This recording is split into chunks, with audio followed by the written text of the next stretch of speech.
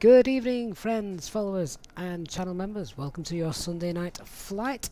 We are at a very windy Jersey, and we're heading up to Scotland, North Scotland, up to Inverness. Another short runway to contend with this evening. So looking forward to that. Sadly, not a real-world flight for you tonight.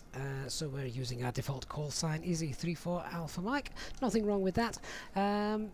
So yeah, I'm also on VATSIM as per usual, and we are not on live time. We thought with the beautiful scenery of Scotland, we'd shift the time frame back 12 hours. So we've got a daytime flight for you today. Other things to mention, I've had a glass of wine before tonight's flight because, oh my word, the kids were driving me nuts. So anything could go wrong tonight. I apologise now, but there we go.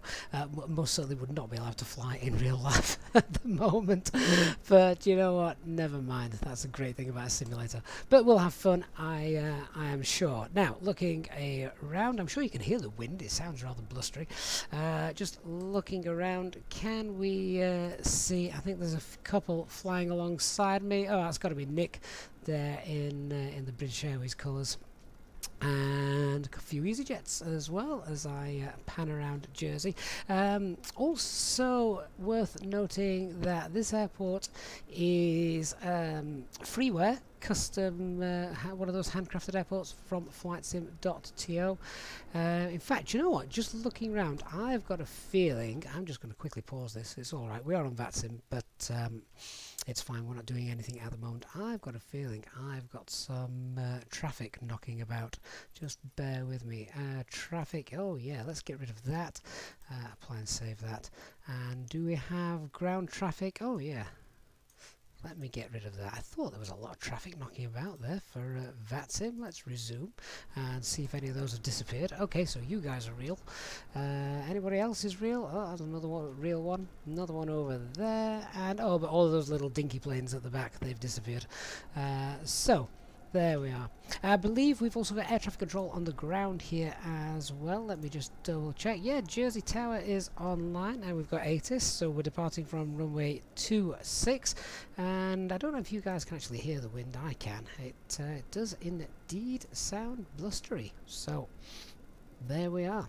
So, good evening to Dark, Oki, Chubby, Buster, Anthony, Nick as well. Hopefully in for a good flight with us this evening.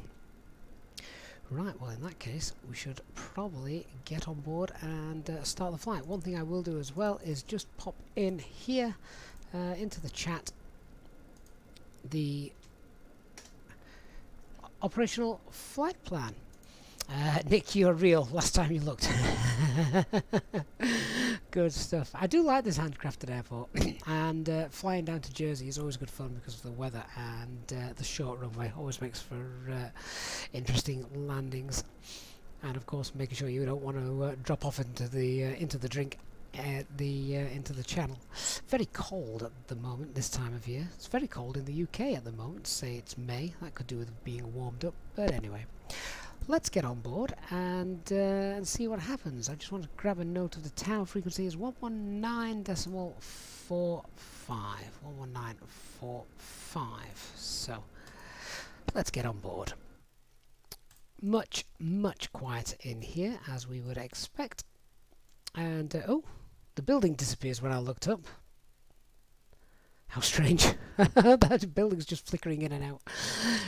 Right, that would be 1 and 2. Dark, it would explain the error in the log that I sent after the last stream where the sim just unexpectedly crashed. However, the traffic was not turned on for that stream. I just turned it on for a video I was recording the other day. Let's get the flypad on. Nick, good evening. This stream is your in-flight movie as you're off to Charles de Gaulle. And you and VATSIM as well, Nick. That'd be grand. Let's get the username in there, shall we? Easyjetsimpilot. And sort that out. Dashboard. Sim brief, and get the external power on route. Oh, I'm pretty certain he's going to crash his way through the barrier in him, isn't it? Let's just watch this.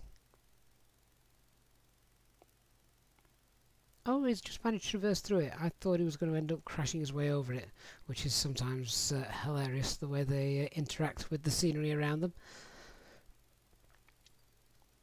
And good evening to Dr. Magic on Twitch as well. We're on Twitch this evening as well as Facebook. Oh, nicely negotiated, Mr. Driver. He's got us hooked up. Nice. Captain Reese UK, hello. Let's get that power connected. There we are. Right, so crew supply, ground control, CRV test. There we go. And it is 1, 2, 3. Nav and logo lights. As we go through the usual flows, we'll just wait for the clicks, then we'll do the engine test. Should only be a second. One thing I should point out as well, Nick, you're going to love this. You're really going to love this. So, given the weather at Inverness, it's a planned ILS 05 arrival. Unfortunately, the ILS is unserviceable, so it's a VOR approach. Just to give even more fun to tonight's stream. VOR up at Inverness and a very short runway to boot. So that should all be good. Engine 1. Engine 2. And the APU. Good evening, Daniel. The flight is about 1 hour 30 minutes flight time. So, oh, we've just turned the electric pump off. Let's not do that. Not the electric pump, the engine 1 hydraulic pump. Good evening, Gary. Right. So, not enough exclamation marks behind that comment, Nick. Let's have a look at the fuel then. So, oh, Nick, you've been timed out by the Nightbot. What a great way to show your disapproval of the approach we have to do tonight. Oh, that's made my evening. Okay, the good news is, you know, the A320 is fantastic for VOR approaches. So it's no longer, you're not flying in Cessna mode where you're having to code things in. You can pretty much hopefully just leave it in nav and we'll be fine. Anyway, that's great stuff. Okay, what are we expecting tonight? The Scary 3 Alpha approach. Sorry, the Scary 3 Alpha departure, runway 26, that's fine. And yeah, the runway 5 arrival at Edinburgh. Well, 6 tons of fuel planned. Let's check what the weather's doing up at Inverness, shall we? Where's it gone? Where's it gone? Dun, dun, dun. Right, okay, so to do. So possible showers, visibility 7 kilometers. Yeah, you know what, the weather up in Inverness is looking pretty nice. Sadly, it's still going to be runway 5. So yeah, VOR. Good stuff. And just coming down, check the significant weather, isolated cumulonimbus clouds en route. That's a bit of a dog leg up to Glasgow. I'm not quite sure what's going on there, but fair enough. Yeah, okay, so I think we've got, what did I say, 6 tons is planned. We could take, just in case the VOR approach goes completely wrong, we can take an extra half ton, which is going to leave us with plenty spare, I think. So if we aim for about 6.5 tons of fuel, let's get that on board. And there we go. That'll do. 6.5 tons of fuel. And defueling is now in progress. Right, so happy with that. And let's just check what's the current weather here. Dun, dun, dun. So QNH is 1001. Look at that wind.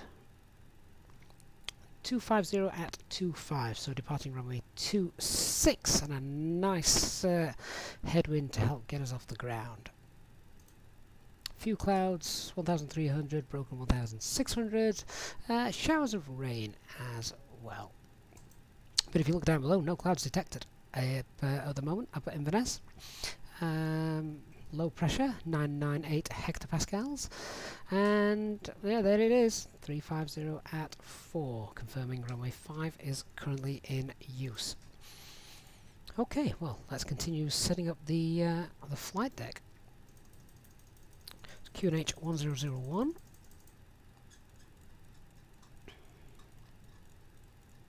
Scroll that all the way back. There we go, that's all set. Right, well, let's come down to the pedestal, check everything is where it should be here, and currently on Unicom. We're going to switch over to the tower frequency 11945 in a few moments. 119.45, and we've got quite a lot of London control online as well, so we may even have ATC for quite a bit of the journey, which helps adds to the realism, so that's going to be nice. 11945, everything's where it should be down here. Thrust levers and radio audio panel is all set. Transponder. Okay, let's come to the glare shield. 1001, flight directors 1 and 2. Let's get some light up there as well. Okay. Can't put that into manage mode just yet, we've not given it anything to manage. Primary flight display, navigation display, ECAMs upper and lower.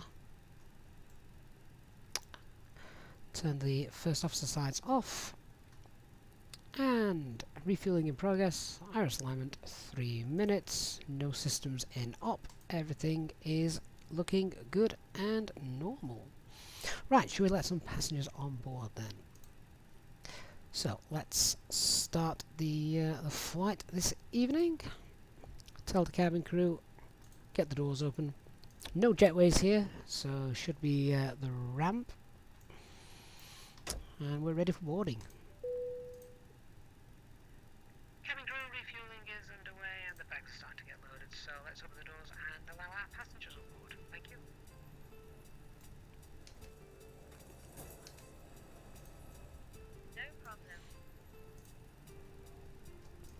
Get the catering online as well. Online, on board. Get the catering on board. Here comes the ramp. All right, good stuff. Let's start looking at the FMGS, setting all that up.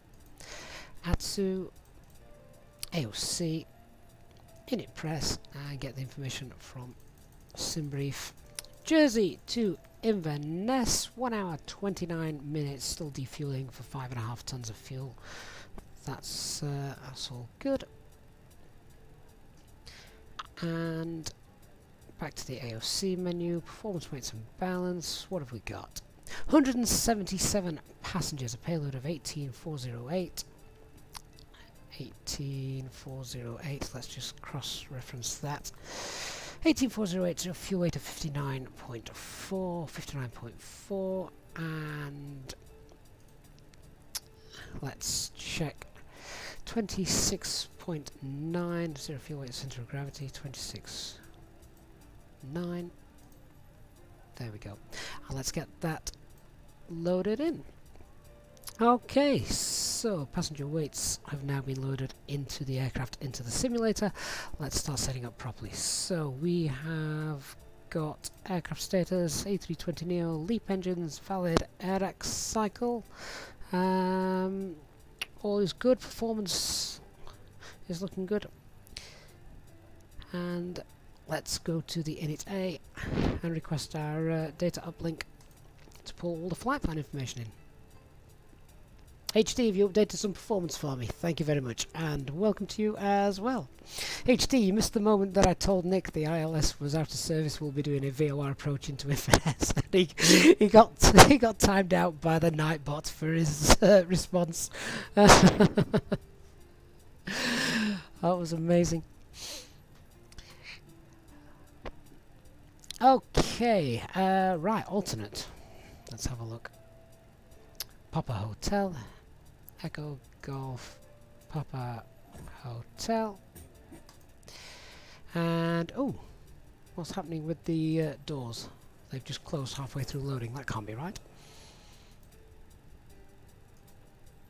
There we go. Echo Zulu Yankee 3-4 Alpha Mike. Cost index of 8, flight level 380, minus 42. The temperature. And the trop is tropopause 26013. That's quite low, isn't it? 26. Oh wow, that's close enough. We can leave that. So, what do we need to pop into the flight plan then? So, check the IRS position, stand 10, should be 4912.3, 4912.6 is showing, that's okay, and west is 211.8, we've got 211.1 showing, close enough. Right, flight plan, so we're departing runway 26 and we shall be looking to use the Scary 3 Alpha departure. Scary 3 Alpha. Insert, and at the other end it's going to be the VOR runway 05. Just bring into our scan here the runway length 1886 meters and no start available, so via Delta. So distance 19 to, let me just have a look at this. So is that going to be, let's have a look. Distance Delta 192 November. Do you know what? I'm looking at it, but realistically it's not actually going to make a blind bit of difference because even if we select no vias, it's still going to pull it in. Oh, hang on. Via the Inverness VOR. Well, that is the published approach, isn't it? Realistically, our initial fix should be this point just here, or 8.9 miles. So do you know what? Let's leave that in. We'll look at it and see how that looks. Let me scan all the way down through here. Glasgow, Foyle, Gussie, that's the one I wanted to see. And Fox Delta 05, I think. Fox Delta 05. There we go. The 192 radial Fox Delta 05. And let's just check and see on the, oh, hang on, wrong views. Navigation display. Plan mode. Zoom out. That's the one. There we are. The 192 radial, and Gussie is there. And the Fox Delta 05, which say is going to be the fix where we start descending down. And the 14-mile arc. Of course, HD, thank you. Just had a brain freeze moment with the N is 14th letter as we count on the McDo.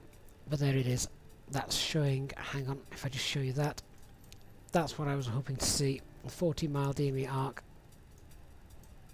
And there it is.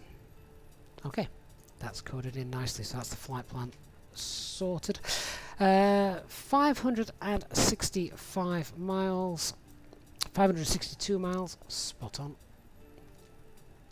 And that's all good. So then the RadNav page, do we need anything on our departure? We can of course put the Jersey VOR in there. Juliet Sierra Yankee.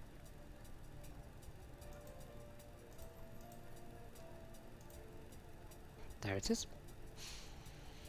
And we can of course put the Guernsey VOR in there in case we need any more raw data, which is GUR.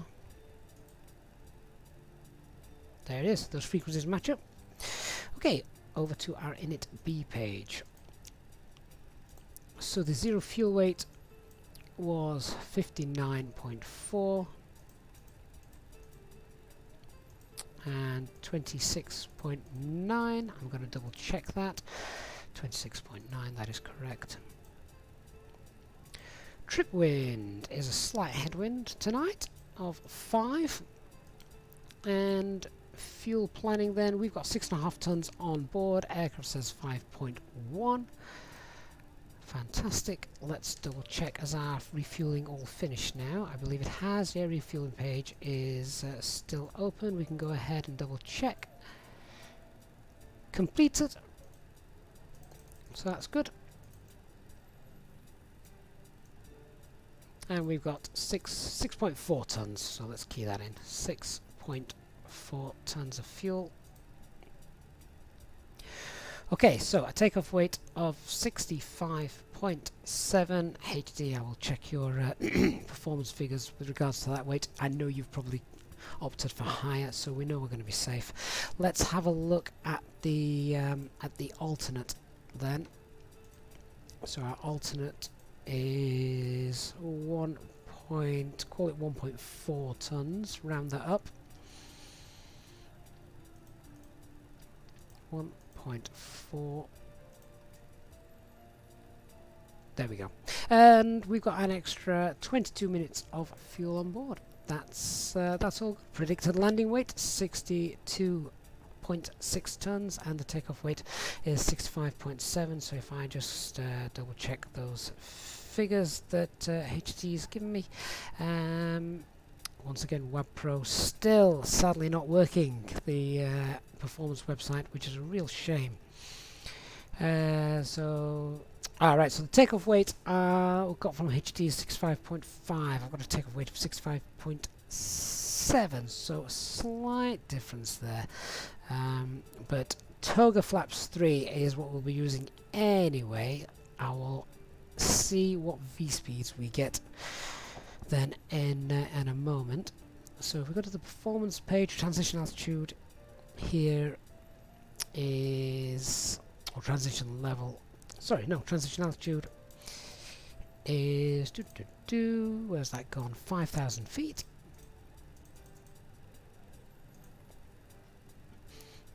There we go.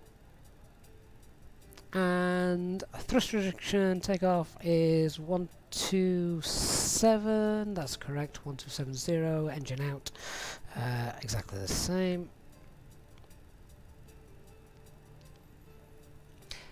And flaps 3, it's going to be a toga takeoff, short runway here, so no flex. Okay, so V speeds, let's double check those. 128, oh, that matches nicely. Rotation is 123 in the real world, 124 here. And we're slightly heavier than the real world performance figures that I've got, so I'm actually going to go with this one here. And then V1 is calculated in the real world 119, but again that's a slightly lower weight, and I've got shown here 123. I don't think it would make that much difference, to be fair, but I will use that one. Engine out procedure, if we did have a problem at 1800 feet, we'd proceed to the Shark holding point. Now, that's not in the flight plan, but what I can do is pop on the bearing distance 2. I can pop that in, which is Shark. I love the fact that the waypoint's called Shark, over the ocean. There it is, that's at 9 miles away. So if we did have a problem, we'd follow that distance and bearing. Okay, So that looks all good to me, and the performance is all set. Let's do a departure briefing, then we'll contact air traffic control.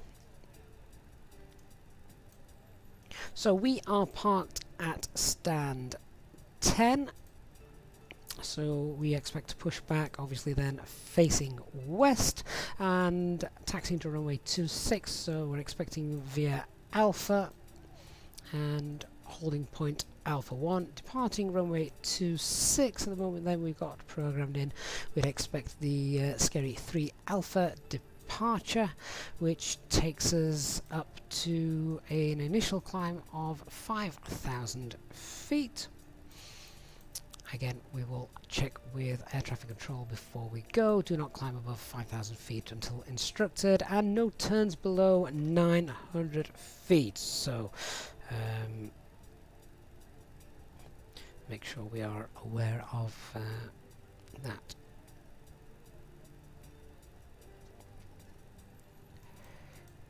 Alright, so let's turn our attention to the weather. As we can see from the METAR showing just here, we've got the QNH 1001, showers of rain recently as well, and that weather has just changed, so we've got some gusts that have come in. Nothing the aircraft can't handle, but just need to be aware of that on departure. So watch the speeds and that climb out. Be prepared for that. The aircraft is the FlyByWire A320 Neo. We know it can't do on our final approach, but that's fine. That's not going to affect us today. No times to be aware of. Well, we've already mentioned that up in Edinburgh, up in Inverness, the runway 5 ILS is unserviceable, so we're going to have to make the VOR approach. Threats to be aware of: minimum safe altitude here on departure is 1,900 feet, and the winds that we've just flagged up, something to be aware of as well. We've already briefed the engine out procedure on departure. We would go to the Shark holding point, which is shown on the arrival charts. Will it show it on the runway 26? It might not do. Show it on the approach to runway 08. I think it showed it on there. Let's just have a quick look. There it is, look. Difficult to find on some of these charts, but there it is. So there is the Shark holding point, just there. So we don't anticipate, well, obviously we don't anticipate an engine to cut out on us, but you know, never, it's always worth briefing. Anyway, there we go. That's what we're expecting. We now need to contact air traffic control and make sure that what we've got planned is filed for us. So just come out of this view here, bear with me. There we are.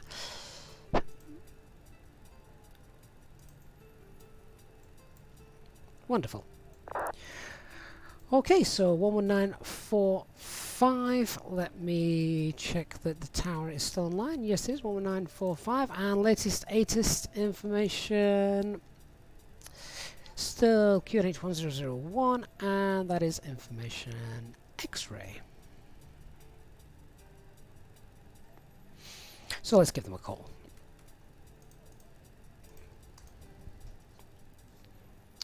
Jersey Tower, good evening. Easy34 Alpha Mike, Type A320 Neo, stand 10, requesting IFR clearance as filed to Inverness, and we have information X-ray. Easy34 Alpha Mike, good evening sir, cleared up to Inverness, Scary 3 Alpha departure, squawk 1203. Cleared as filed via the Scary 3 Alpha departure, squawk 1203. Easy34 Alpha Mike. Easy34 Alpha Mike, read back correct. So when ready, call push and start. We'll go 34 Alpha Mike. Easy71 0, no further. I'm afraid, sir. Over to Unicom 122.8. Have a good flight. Bye bye. Monitor Unicorn 8710. Have a good night and bye. So the tower frequency hasn't given us any further climb information other than what we've got on the Scary 3 Alpha, which is a stop climb of 5,000 feet until given further instructions by air traffic control. Now he's not given us a departure frequency. Have I got one showing here on VATSIM? I don't believe they're online. So basically once we take off we're on our own. Right, so refueling is completed as well. So 5343, report fully ready for departure. Let's get the fuel pumps on. Roger, we're ready for departure. Easy 5343. Seatbelt signs on and start the APU. Easy 5343, runway 26 cleared for takeoff. Winds 260, 21 knots, gusting 33. Thank you. Clear for takeoff. Runway 26. Easy 5343. All passengers now on board as well, so we can get those doors closed.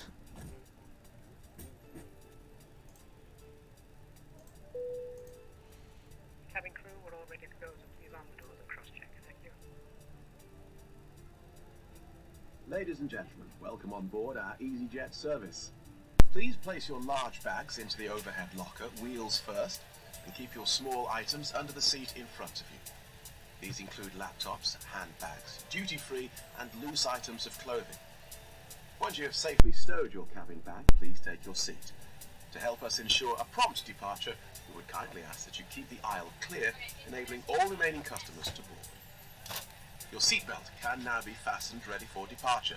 This is a no-smoking service. Thank you for observing this policy. Great stuff, thank you very much. Okay, so the APU is running, bleed air is on, external power has been disconnected, and we've just told them that they can now disappear. Oh, we'll just watch to see if he can navigate that crash barrier that he's driving through.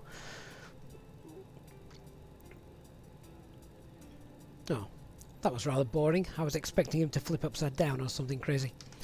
Alright, there we go. So that's done. Good evening, Danny, and good evening, Buster. Good evening, Simon and Wayne as well. No further ATC, I'm afraid, sir. Over to Unicom 122.8. You have a good flight. Bye-bye. Thank you very, very much. Onto Unicom 122.8, EV 5343, and have a great rest of the evening yourself. Thank you. So let's run the before start checklist. Cockpit preparation. There's that terminal disappearing again. How strange. Cockpit preparation is all complete. Signs are on and auto. The ideas. Do we have 3 nav green? There we go. So it is 3 nav green. Fuel quantity 6.4 loaded. Ready for taxi. Checked and balanced. Easy 854 via Juliet. FNGS is coded and Taxi set. Point Alpha 1. Altimeter 1001. 1001. Via Juliet, Alpha taxi to runway 26, holding short at Alpha 1 and QNH is 1001. Good evening, Brian. So what we need to do now is get our pushback clearance, get the beacon on, call the tug, run the before start checklist below the line, and get the engine started. 1880, get to the Easy320 Neo. That's just behind you, sir. Push and start is approved. Faced west, called it. Push and start approved, observing the Easyjet Neo behind us, and we'll face west and call ready for taxi. Below 180. I think we're going to be told to wait for this Easyjet just now, so let's call ATC, see if he tells us to push after the passing of the Easyjet behind us. Jersey Tower, Easy 34 Alpha Mike stand 10 is ready to push and start. Easy 34 Mike, giving way to the Easy320 Neo. That's just passing left to right. Push and start is, apologies, from right to left. Push and start is approved. Face call for taxi. Push and start approved after giving way to the company A320 Neo, and we'll call when ready for taxi. Easy 34 Alpha Mike.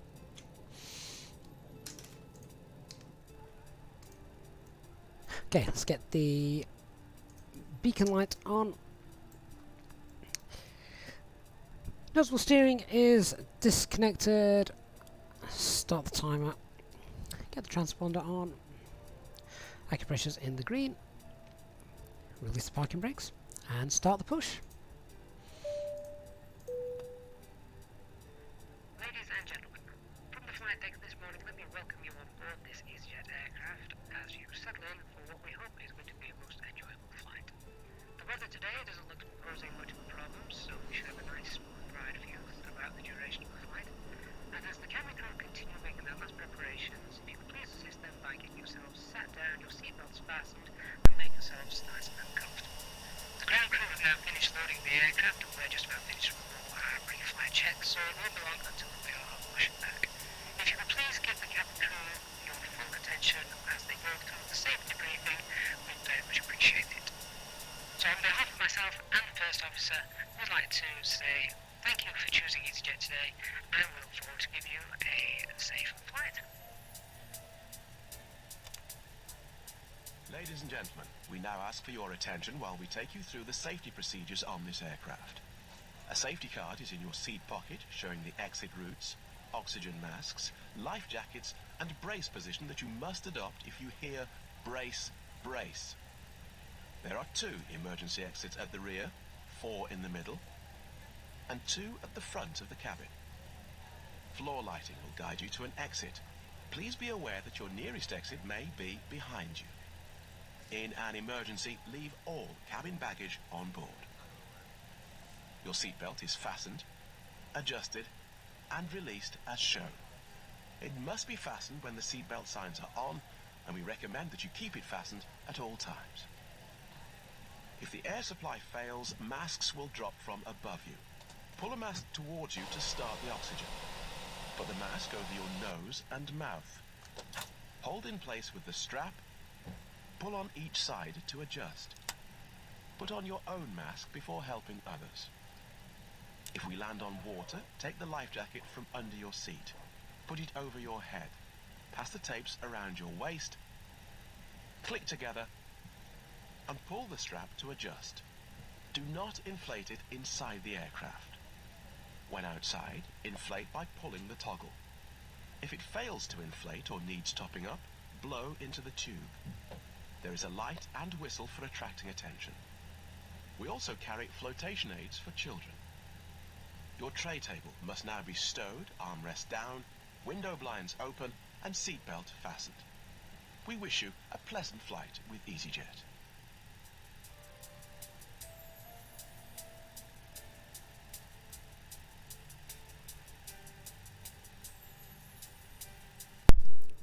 So, just waiting for engine number 2 to stabilise on HD. My apologies. As I was doing the items, I was sort of mentally doing the checklist, but of course, before start checklist below line should have ensured windows and doors closed and arms rotating beacon light is on. 854.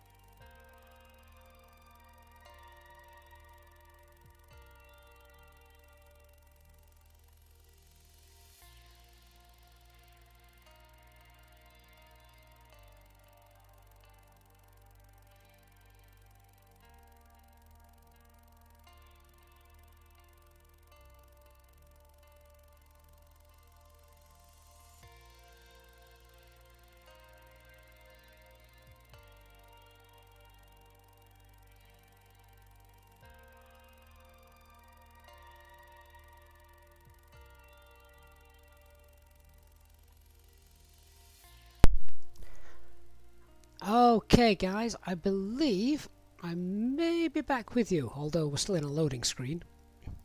But I'm hopeful that you could at least see the flight simulator loading. Oh, please let me know guys if you can see the simulator loading, and if you can actually hear me now talking. But I think we might be on our way. Eastbirds and Oki, I've just logged in, and very, very kind guys. I can see those donations there for the GPU and the mechanic. Thanks very much, Eastbirds and Oki. You are very, very kind. Right, hopefully we're back with you. Right, let's jump back in, shall we? So what we're going to do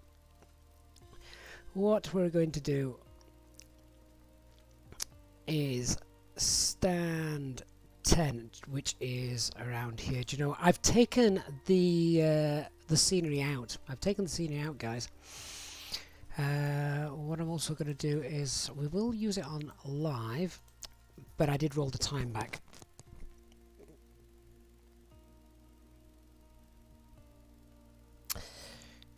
Right, so yeah, Nick, we crashed as we were pushing back. So at the moment, we've not got too much. Loaded up. So we've just got a couple of things going. And what I might do is, once we've got to cruise, we can load a few things. So like the banner up top, I'll get that loaded again. Once we're in the air, let's concentrate on getting passengers on the way into Inverness. Then we'll get things up and running.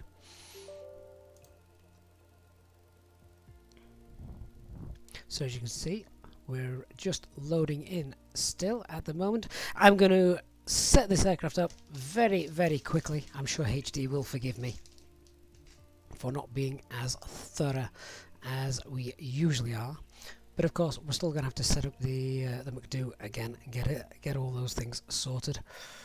Right, so let's hit ready to fly. I am going to roll the time back because I promised you all a daytime stream, so let's go back 12 hours, so that would be 8. Oh my word, it started raining. Mind you, they did say there was showers in the vicinity, didn't they? So there we are. As you can see, I've now not got the custom built scenery, so but that's okay. I don't mind. If it means we're not going to have a crash to desktop, I'm very happy about that. Let's get VATSIM back sorted. So anyone that fancies joining along, you still have time. Here we go. Jersey to Inverness. Let's get that reconnected. It's a shame that air traffic control had to go, but obviously not his fault. So we're now connected to the server. I don't believe we've got air traffic control anymore, but that's fine. Right, let me jump in and set things back up again. So we're going to get the power on. I'll get the fly pad on. We'll get external power connected. Even that building's disappearing every so often, isn't it? How strange. So many people have said that they are having issues with the simulator since the last... It was the last little update, wasn't it? Lots of people saying they're having problems since then. So it's very, very strange. I don't know what it is that's causing it. I don't think anyone's able to put their finger on it. Not even Microsoft and Azobo. Right, so I do need my username back in there. Let's get that sorted. Pull that in. So I recall fuel-wise we wanted 6.5 tons, roughly. Let's get that loaded instantly.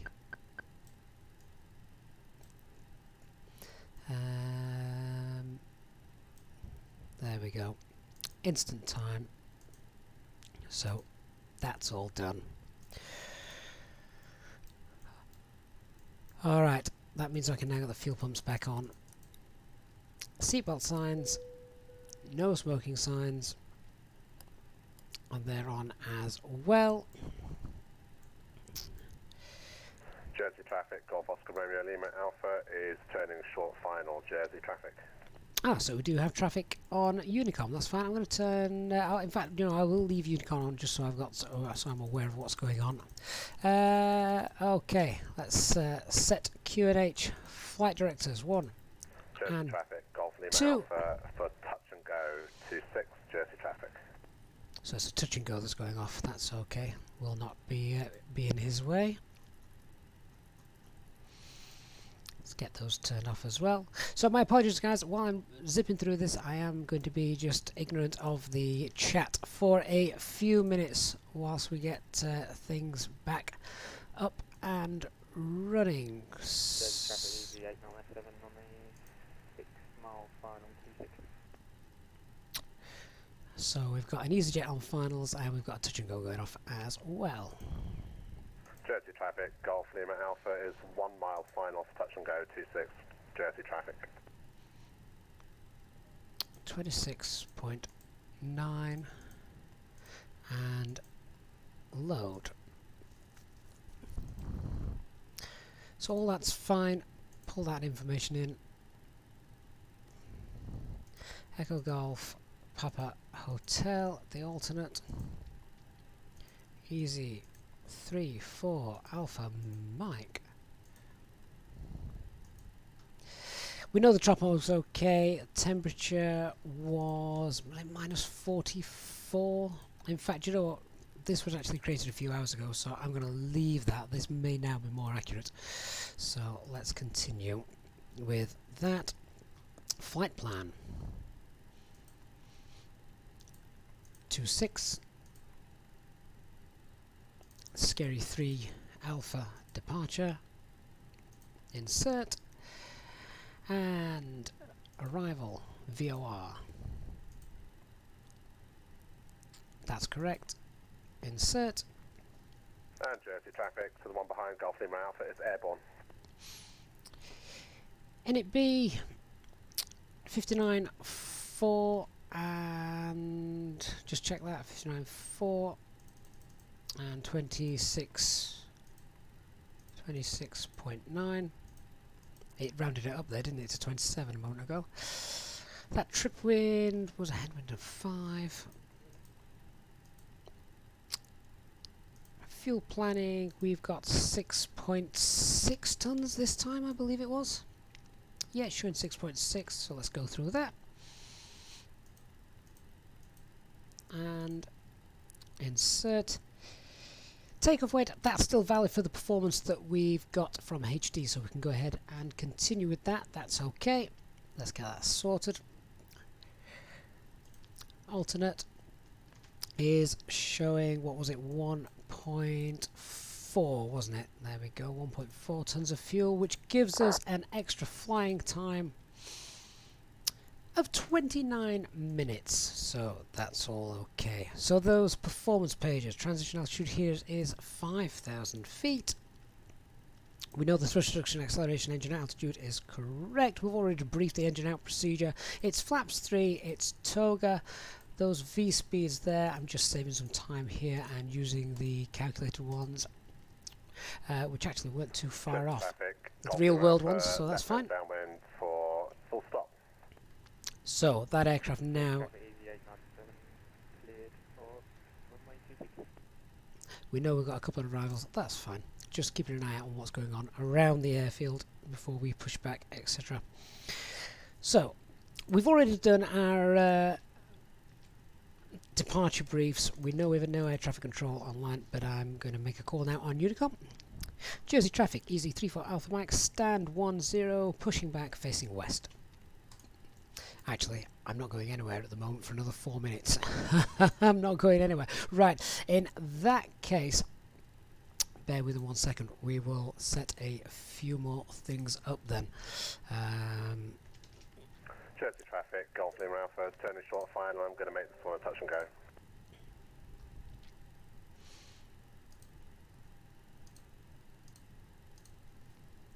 So, just getting the banner up top from FlyLive Studio sorted at the same time.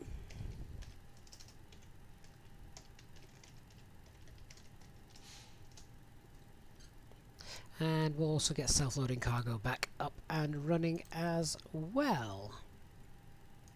Might as well put this time to good use whilst we're waiting for the alignments. We can't push back before the ideas have aligned as well. For those of you wondering why I don't just push back, you have to be stationary until the IRS has been aligned. If not, it can cause false readings in the aircraft systems, and actually, sadly, has in the real world led to an aircraft crashing because they pushed back while things weren't fully aligned, or they were moving whilst the alignment was going on. So, yeah, sadly, we don't do that. Golf Lima Alpha is airborne. So let's get self-loading cargo back up and running. Just importing the information from SimBrief while we do that. Strangely enough, I have to re-log in and confirm my purchase for self-loading cargo if the PC actually crashes. Not sure why. Presumably it's just lost the information.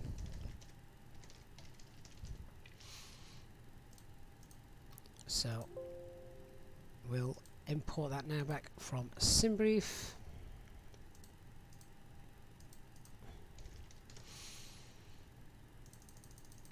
And passengers will board instantly. We'll get the pushback helper loaded as well because we're going to need that. Still waiting a couple of minutes for that alignment.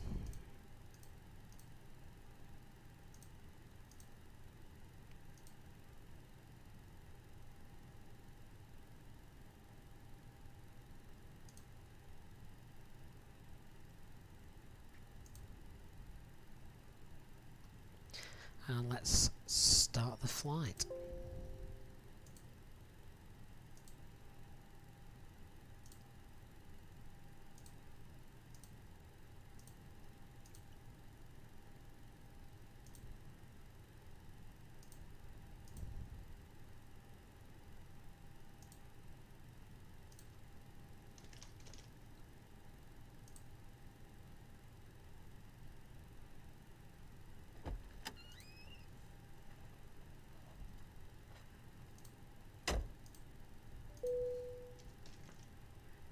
Cabin crew refueling is underway and the bags are starting to get loaded, so let's open the doors and allow our passengers on board. Thank you. There we go, RLS has finished. The FlyLive banner at the top should hopefully now be displaying the correct information as well. Jersey traffic, Golf Lima Alpha's left hand downwind for 26, touch and go.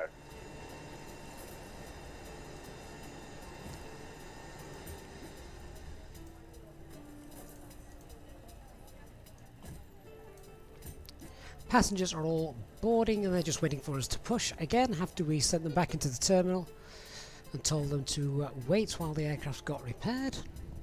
Ladies and gentlemen, welcome on board our Easyjet service. Please place your large bags into the overhead locker, wheels first, and keep your small items under the seat in front of you. These include laptops, handbags, duty-free and loose items of clothing. Once you have safely stowed your cabin bag, please take your seat. To help us ensure a prompt departure, we would kindly ask that you keep the aisle clear, enabling all remaining customers to board. Your seatbelt can now be fastened ready for departure. This is a no-smoking service. Thank you for observing this policy. Great stuff, thank you very much. Matthew, thank you very much. Did it say Jersey? Of course it should have said... sorry, did it say Belfast? That was from the last flight we did. Should now be correct and working. And we're almost at the point of push, which is where we were when the aircraft went tech. Jersey traffic, Golf Lima Alpha is turning final 26 for touch and go.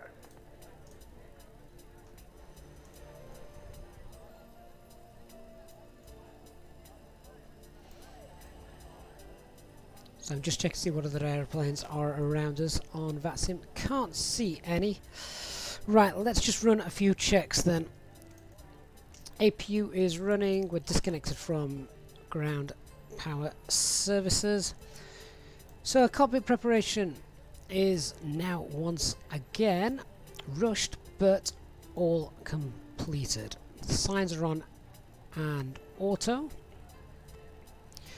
Our ideas are aligned. We know we'll be showing 3 nav green. Fuel quantity is checked, loaded, balanced. Flight management guidance system is set. Altimeter 1001. Let's get ready for pushing back. So, beacon light. Start the timer running. Standby. And windows, doors. Get those closed and armed. They are closed and armed. Cabin crew, what about ready to flash back? Maybe start with all that cross check. Thank you. And we can now begin our push. Parking brake released. Let's try again, shall we? Ladies and gentlemen, this is your captain speaking.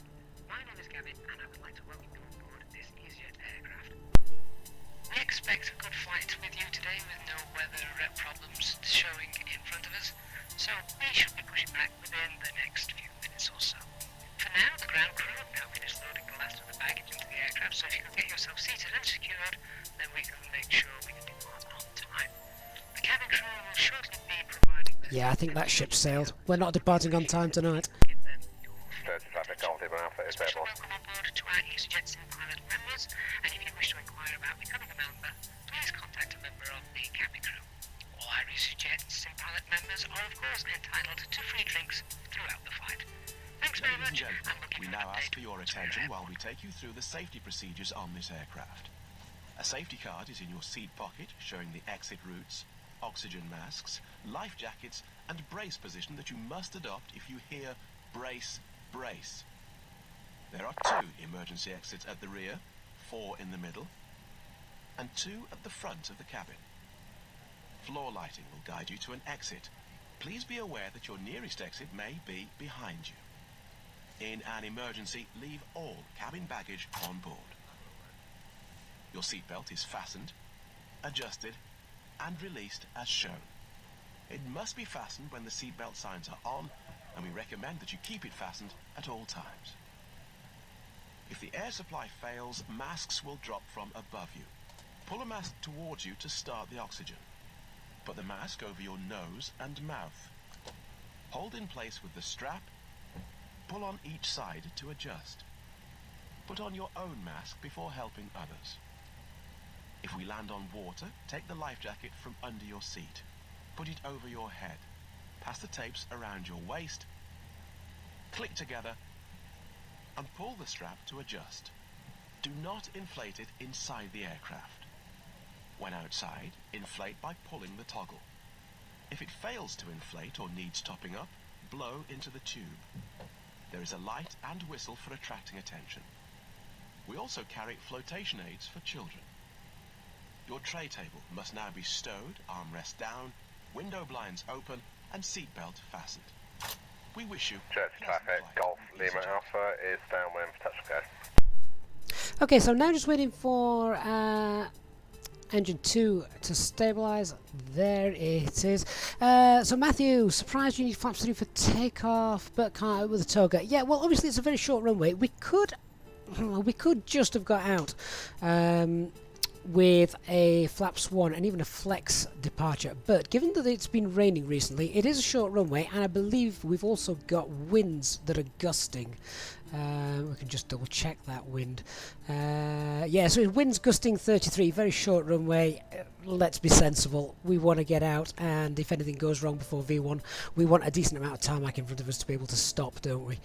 Anyway, let's continue. So, what have we got? We have got the engine 2 is now stabilised, so anti-ice not required. If you bleed, can come off.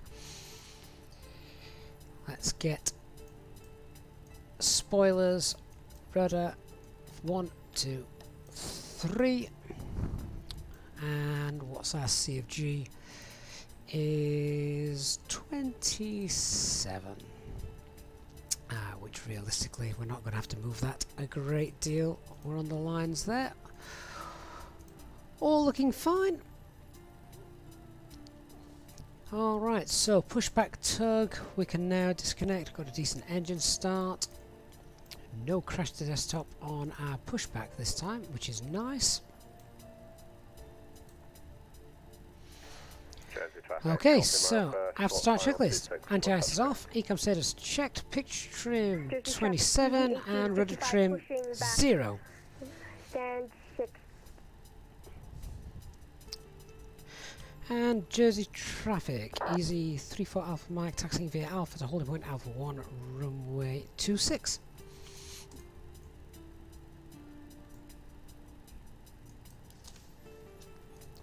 Let's do a quick flight control check then, make sure they're still working. Full left, full right, neutral, full up, full down, neutral, rudder, full right, rudder, full left, and neutral. Okay, I put the tax light on, didn't I? Yes, I did. Parking brakes released. Let's go. We'll also get the flight, we'll get the weather radars on whilst I'm down there. Let's start to taxi. Nice little bit of weather showing on our departure route. Here comes the rain again. I love the way the rain just literally blows across the island, coming in and out. Very realistic, I'm sure.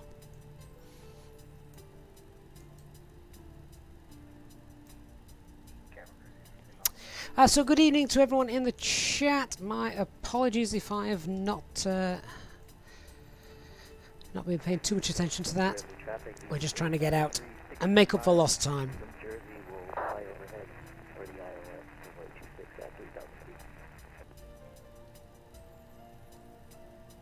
Didn't hear how far away that aircraft was. There's that aircraft doing the touch and goes at the moment. I believe this Easyjet aircraft is just pushing back, so we'll obviously give way to them.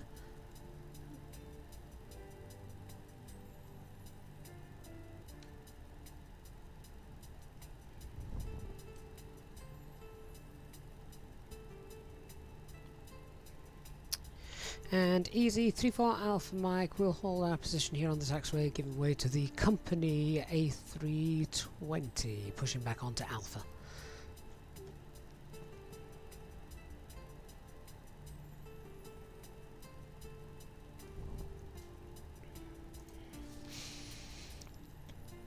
Okay, so just waiting for that aircraft to move, because I believe he's sort of semi-pushed back there, hasn't he? Well, again, let's make good use of the time, as we have been rushing through this.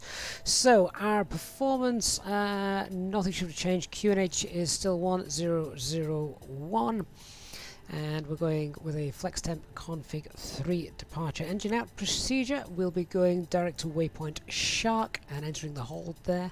That's a good point, we need to pop that in here.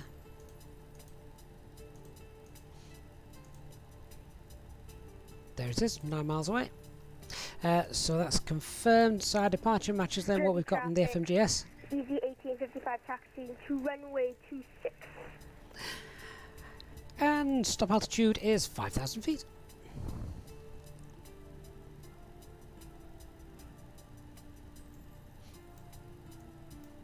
It looks like someone's waving. Can I zoom in? What is that? Traffic, Golf Lima Oh, to the Easyjet on the ILS. What's your current range, please? He's got the windscreen wipers on. Amazing. Easy 8903 is 7 miles to the north of Jersey, currently at 3,000.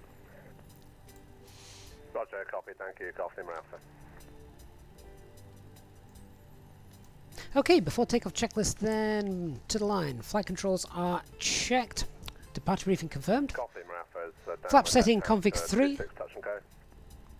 FMA takeoff data is 123 blue, 128 magenta, climb nav blue, 5000 blue, 1 FD2, and toga takeoff. Around the Jersey VOR for the ILS. Roger, I'm just turning a short left base, so I should be out of your way in a second.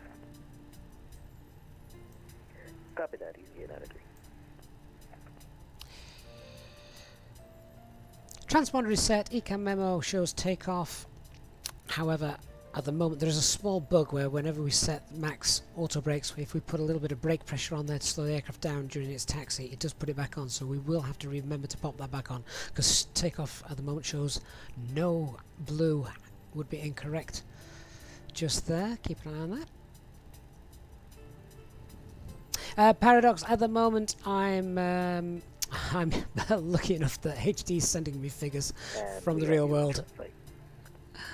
So we are trying to come up with some sort of You also got him out. new calculator between us that we can use. It'll be rough and ready, but it should work. But it's going to take some time. Jersey traffic, Golf Lima Alpha's turning 1 mile, final 26 for touch and go. Andrew Barry, yes, that is a bug. It shouldn't really happen.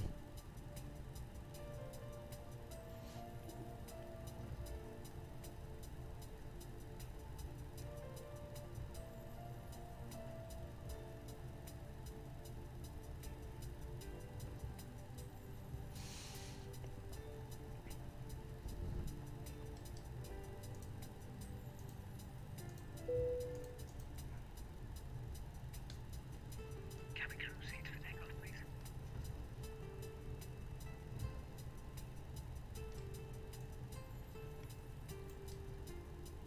So we'll do a METAR wind check as well before departure, see if those gusts are still showing. Golf Lima Alpha, short final 26, Jersey traffic.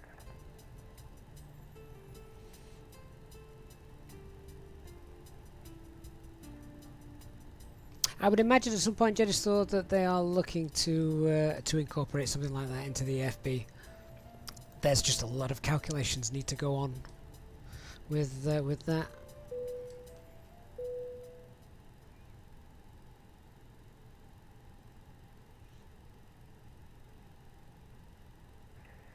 Jersey traffic, Easyjet 903 on the 8.5 DME, turning left now for final runway 26. So he's 8.5 miles away. Jet correction, Easy1855, holding short runway 26. Excuse me.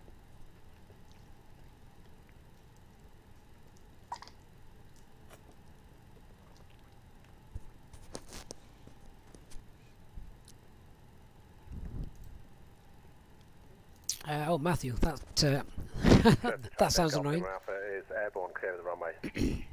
So this Easyjet has got plenty of time to get out before that other aircraft on. Jersey traffic, Easyjet 903, 10 miles from runway 26, 2,000 feet for the island. 10 miles. If we're quick, we could both get out.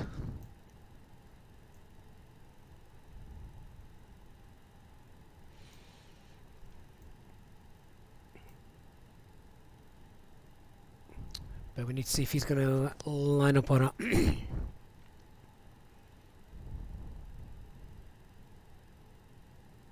So obviously, as you can see, he is sat on the grass. However, he won't be in his simulator. I'm certain of that. He'll be on his taxiway. He'll just be in a different simulator, something like either or a modded scenery, or it could be on X-Plane, P3D. And fellow company traffic at Jersey, if you wish to take off, we're on an 8-mile final, reducing to minimum approach. Yeah, 8 miles is plenty. He can get out. Jersey traffic, Easy1855 then is departing runway 26.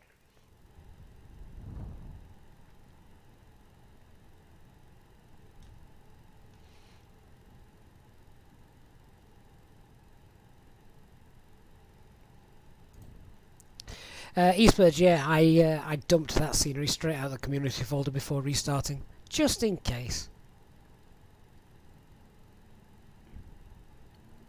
Darren, the pilot in front doesn't sound very old. No, it doesn't, but as long as he knows exactly what he's doing, and to be fair to him, he sounds like he does, then that makes no difference.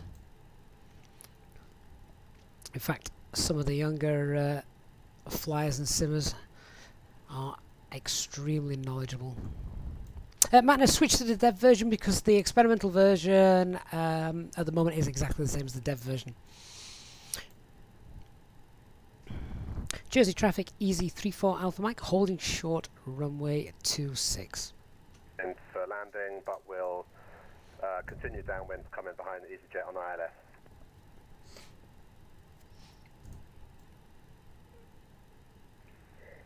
Easyjet 903 is established on the glide slope over Jersey VOR, ILS runway 26. He didn't give a distance there, but I can see him, so I think we are going to have to wait. And Jersey traffic, Golf Lima Alpha is going to enter right-hand orbits.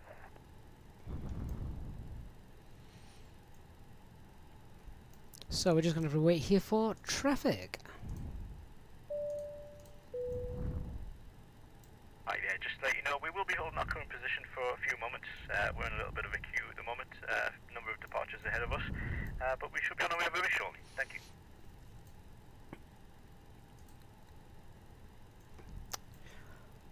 Oh, so with the aircraft going tech right at the start, traffic here on departure.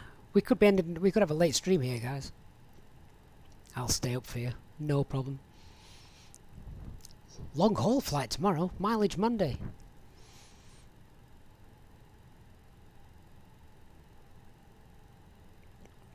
Where's that aircraft gone?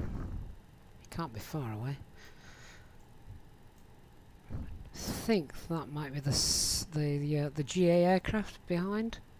Let's have a quick look.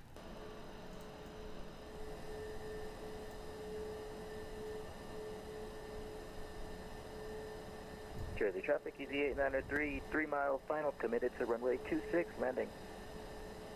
3 mile final, that's fine. In that case, Traffic, Golf Lima Alpha is continuing downwind position behind the Airbus.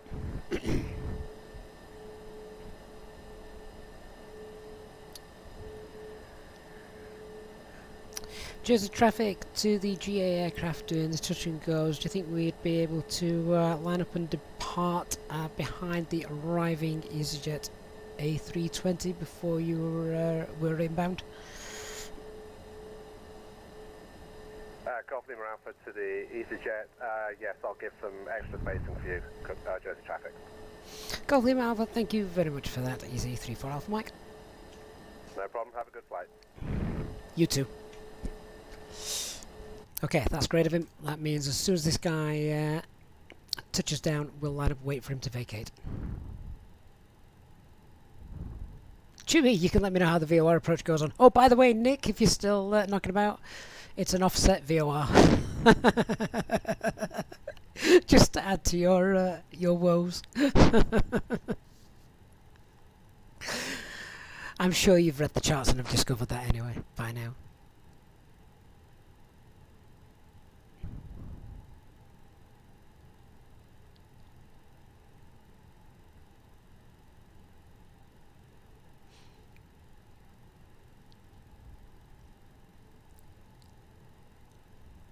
Okay, so as soon as he's done, we'll get going. Right, which means I'm going to get packs 1 and 2. I'm going to do these in slightly a different order. But packs 1 and 2 is off. Transponder is on. TCAS is sorted. We'll just get all our lights on once he's moved. That looks stunning from a graphics point of view, doesn't it? Jersey traffic, Golf Lima Alpha is turning on long final and slowing right down for the departure. Jersey traffic, Easy34 Alpha Mike, landing at runway 26.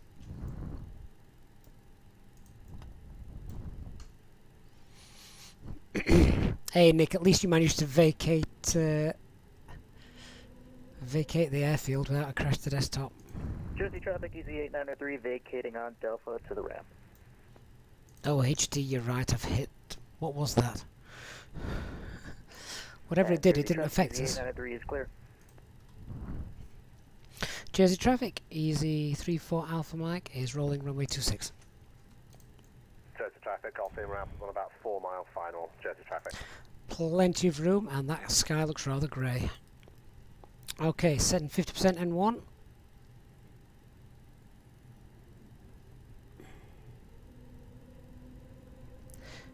And Toga.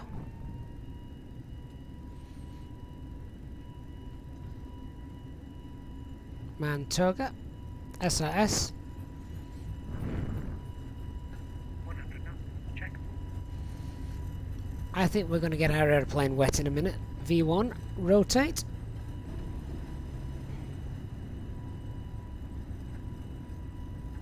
Nav. Positive ring, gear up.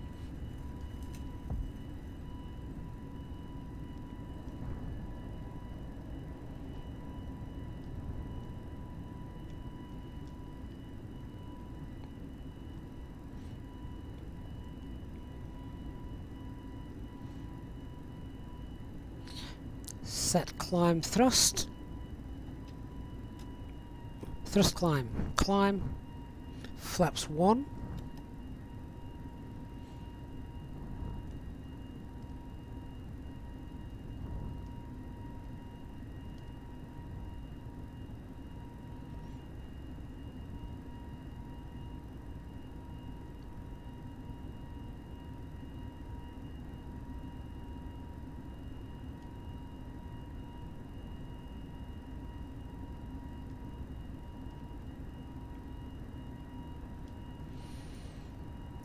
Get the bleed air packs back on.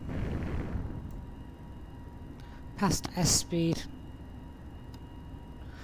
Flaps 0. Ground spoilers disarmed. Autopilot 1 engaged. No air traffic control. We'll set our climb now. We'll continue it all the way up to flight level 200. Set standard pressure. 200 blue. And finally, we're away.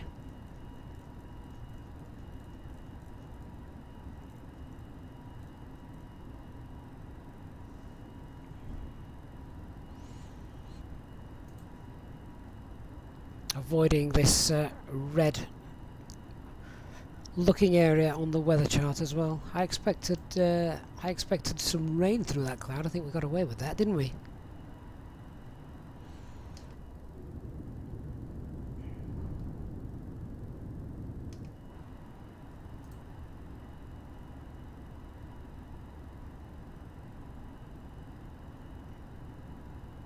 So 1 hour 29 minutes the flight time. We should be there for, oh boy, a little after 11:15 PM UK time.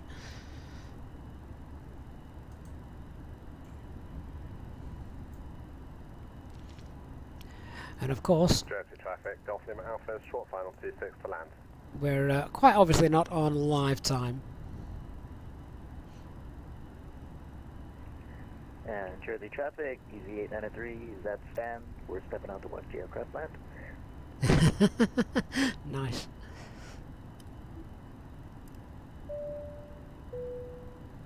Ladies and gentlemen, please keep your seatbelt fastened while the seatbelt sign is on. We recommend that you keep your seatbelt fastened whenever you are seated. Toilets are located at each end of the cabin. Remember that smoking is not permitted at any time. This includes e-cigarettes.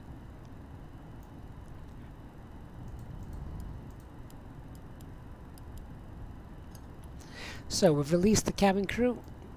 Looks like we're climbing above any potential weather that was knocking around Jersey, so not too long before we release the passengers.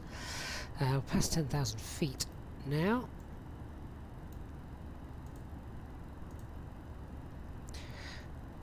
Cruise flight level today, flight level 380. Let's clear ourselves up to that, so let's set flight level 380, 380 blue.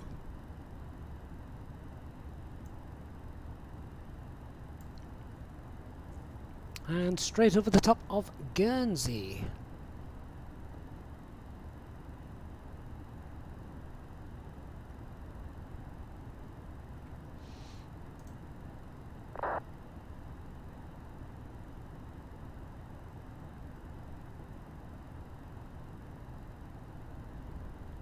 Just checking to see if we had got... Taxing to aircraft, good night to Easyjet, have a good flight back. Nice landing, Easy 893 signing off. Have a good night as well. Just seeing if we've got any air traffic control en route. Can't see any at the moment, I'm afraid. Reese, were you Easy 1855? Ah, good day to you. Magdalen Hotel, yeah, this is live weather. I've just changed the time, so all the weather is correct. We've just made a daytime flight. I thought if we're flying up over Scotland, we get to a nice view of the scenery as we come in.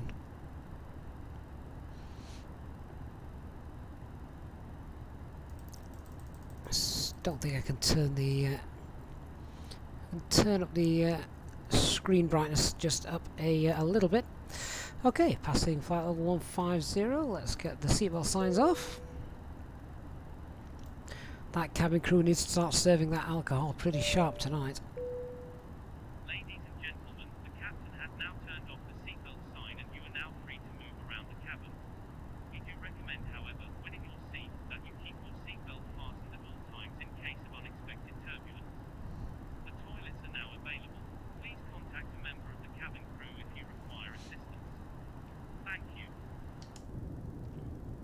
So what caused the crash to the desktop? We will never know. It's annoying, isn't it? But if you're in the chat at the moment, tell me, since the last update, I think it was it a minor one, a 1 gigabyte update, something like that, something to do with stopping stutters with the multiplayer. Have you guys found the simulator a little more unstable? Are you having more crash to desktops than you were prior to that little update? I mean, that update never made any difference to me because I rarely fly with multiplayer, but I would be very interested to know how everyone else is finding the simulator since that last small patch that they released. I've had about 3 crash to desktops, whereas before, prior to that, I had had 1 since its release, which was caused by myself doing something daft in the community folder. So yeah, I consider myself to have a very, very stable system. Juan, where do the sounds come from? So I use a mod called Self-Loading Cargo. Jed, you've seen a home cockpit setup using Microsoft Flight Simulator. It was amazing, but probably cost about 20 grand. Yeah. Yeah. Oh, you can do all sorts now, can't you? If you've got the patience, time, money, and of course the know-how. 20 grand, yeah, it's a lot of money, but it's cheaper than a professional simulator. Simon, you hadn't had a crash to desktop in months until the update, and you're having quite a few now. Okay, it's better for you since the last update. Oh, that is interesting. Andrew, you've had more jitters and judders, but not any crash to desktops, thankfully. Touch wood, that stays the same.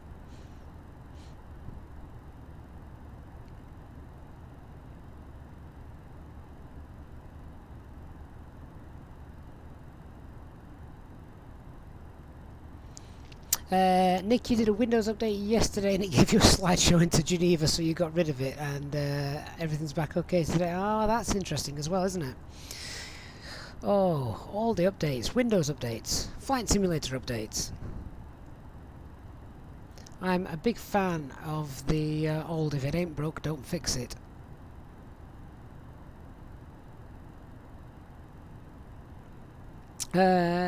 So yeah, your stutters disappeared.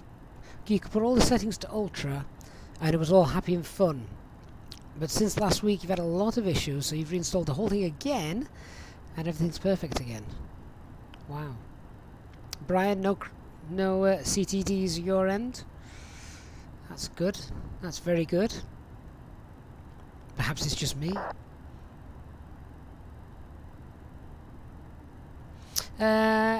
Matt, you've had 2 or 3 since the last update. Someone advised you to turn off hardware accelerated GPU scheduling, and you've not had one since. Oh, okay. Kevin, the sim's working with the FlyByWire auto thrust has stopped working since then. I'm not so sure that's a sim issue. That could be that could be a couple of things.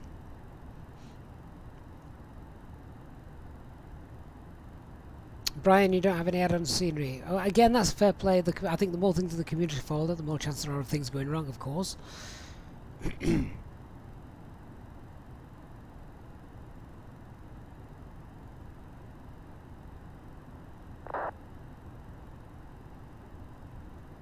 And John, you've only had 1 crash to desktop in the whole time since its release. Gear very similar to an Xbox specs.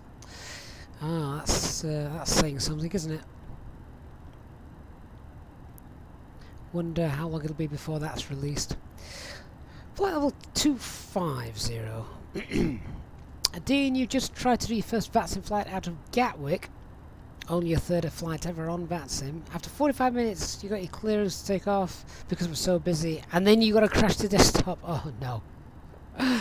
Oh, it's so frustrating. There's nothing you can do, and it just kicks the wind out of you. And all that time setting up and prepping, do you want to do it all again? I suspect not.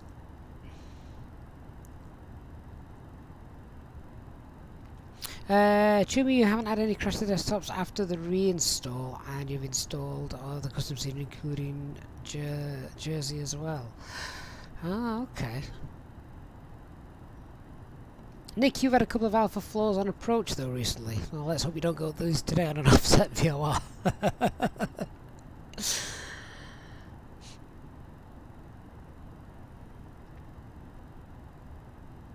Jimmy, when you reinstalled the sim, did you uninstall it first, or did you sort of like do a reinstall over the top and a repair job, or did you just get rid of the whole thing and start again?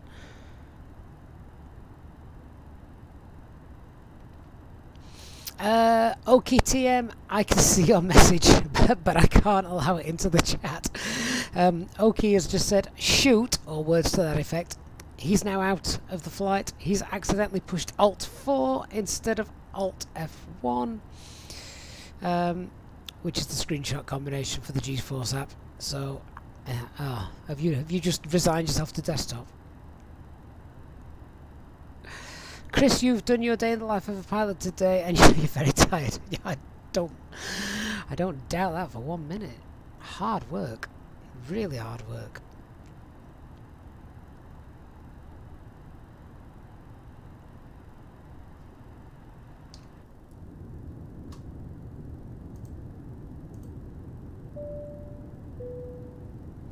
In just a few moments, we'll commence our in-flight service, offering you the chance to purchase from our selection of fresh food available today.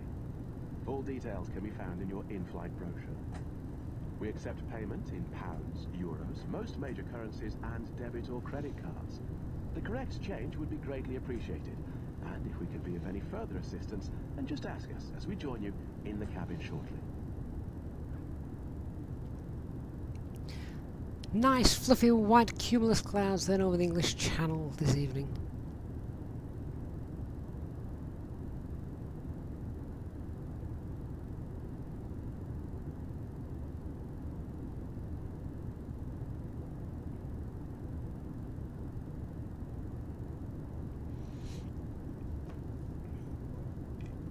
So Jimmy, what you did was you deleted the main folder and the custom Windows folders that created on your drive whilst installing it, then did a full install and downloaded every add-on afresh.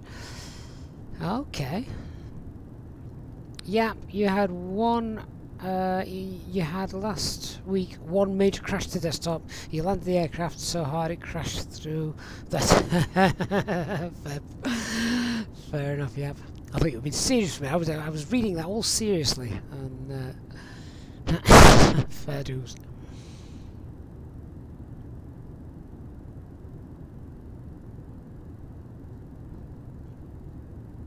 Captain Campbell, good evening.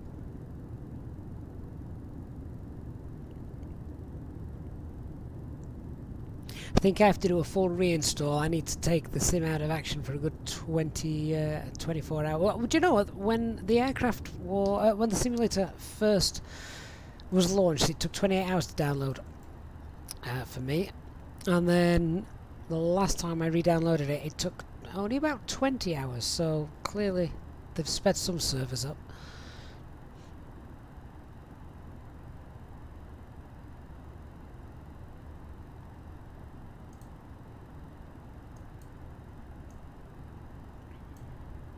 So guys, whilst you're here and we're in the cruise, if you could do me a kind favour and just hit that like button for me, that would be most appreciated.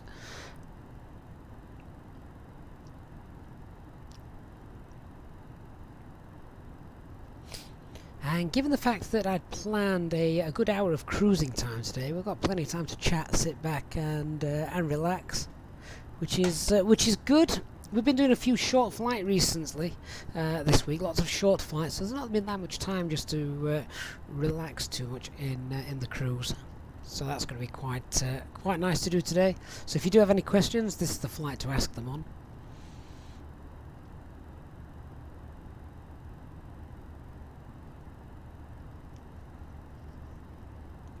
Okay, it's sad that the flight simulator doesn't have an autosave or something built into it. In fact, yes, that'd be quite neat, wouldn't it?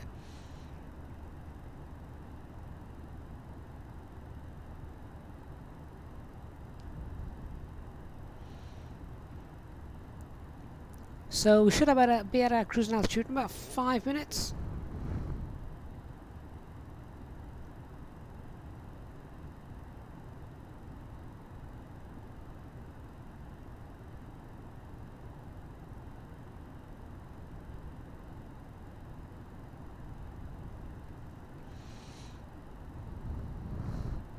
And Buster, are you coming back in? Yeah, so far so good. After we had the crash, as you can see, we're all flying okay now. Mike Delta Hotel. No, Mike, it's just a normal. It's just a hard drive, just a 1 terabyte hard drive that I've got. So it's not an SSD.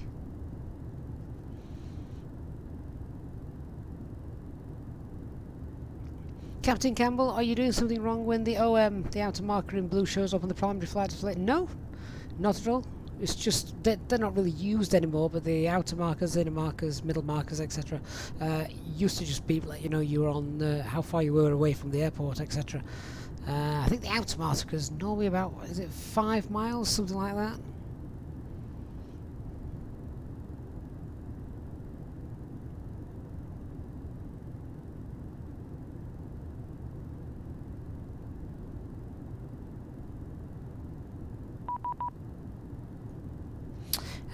Easy 1855, can I reduce speed? So private message there, let's have a look. I've not got VATSIM, so I have no idea where he is. I can change altitude. I don't have visual on him. Let's have a look.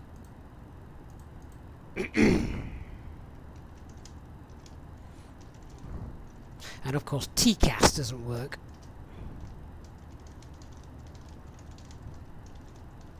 We'll just send him a quick private message asking whereabouts he is, where he's headed off to.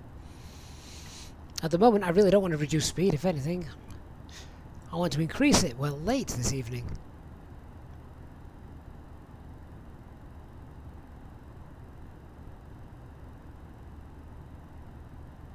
Sleepy drone, sometimes you think the game crashes but comes back after a few minutes. Oh yeah, it was definitely not going to recover from the crash I had tonight. It wasn't a crash to desktop, the PC just froze completely with a random buzzing sound going off in the background.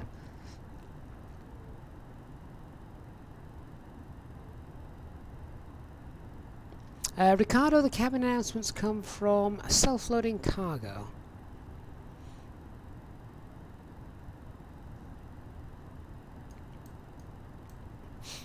Mike Delta, just putting Windows on the M2 makes a world of difference. Yes, yeah. Right, so easy 1855, apparently 11 miles north of position. What's his routing and flight level?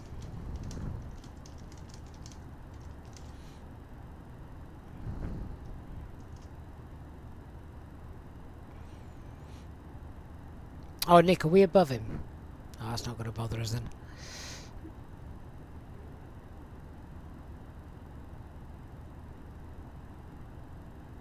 Oh, KTM, take off from Manchester. I reckon if you get yourself set up at Manchester, you'll not be far away from us.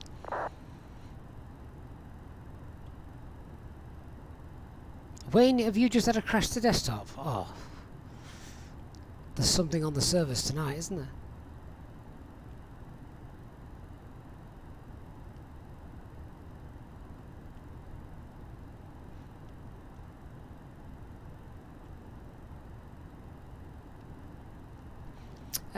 Vivek, this is the dev version. Yep, you're correct.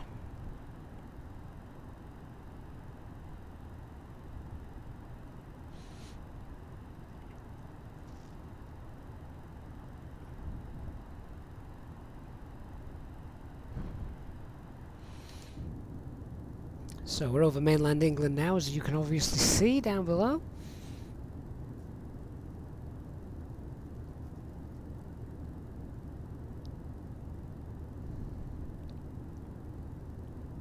Oh, Nick, thank you for that. If he's 350, we're 350 and climbing, and going up to 310. Brussels, we're on the VATSIM server. We're not on any multiplayer.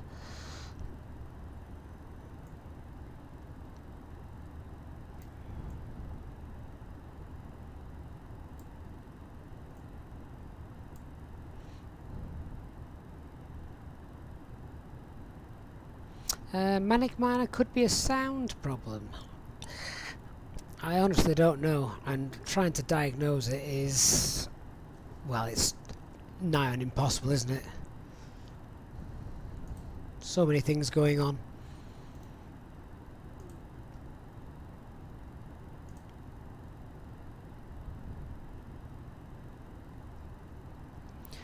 So we're coming up to our cruise. So what do we got? Exmoor.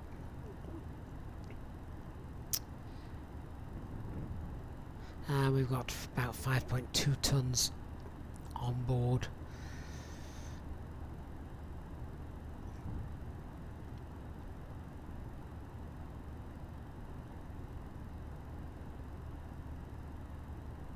But we'll do a fuel check, time check, check some en route weathers.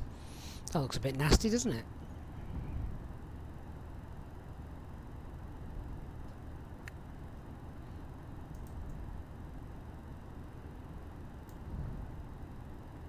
We'll just message him back and let him know that we're well above him.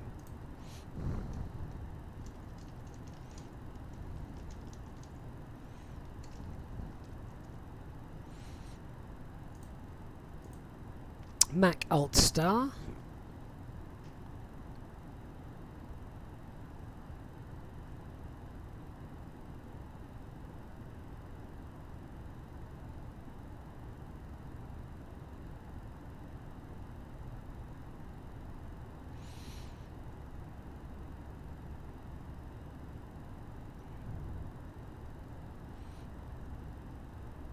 And just watching for it to capture flight level 380, go alt cruise. There we are. There we go. Alt cruise, and that's captured.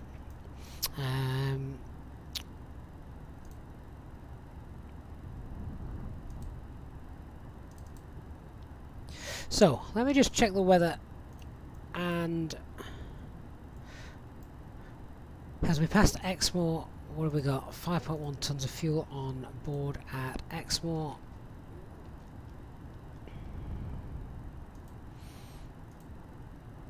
Oh, I might not even have pulled this information in. Oh yes, I have. That's okay.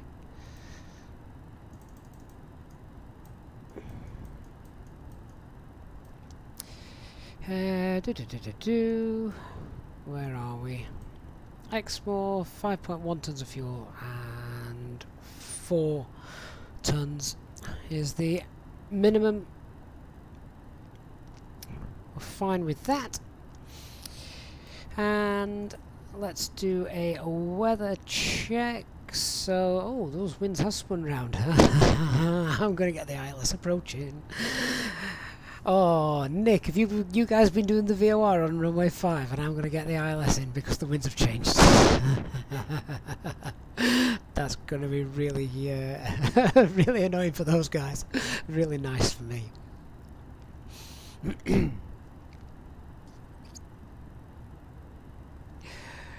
What was the time check for Exmoor anyway? See if we're see how we're doing time-wise.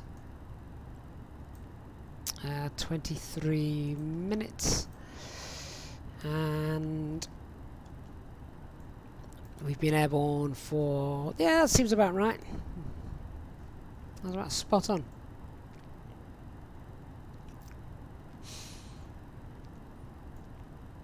So let's have a quick look and see what the charts are going to be showing us for an arrival onto the ILS runway 23. Nick and Chewie are bailing onto the ILS runway 23 now. How far away are you guys? Are you guys pretty much on final for 05 at the moment, and you're just breaking off in fighter formation?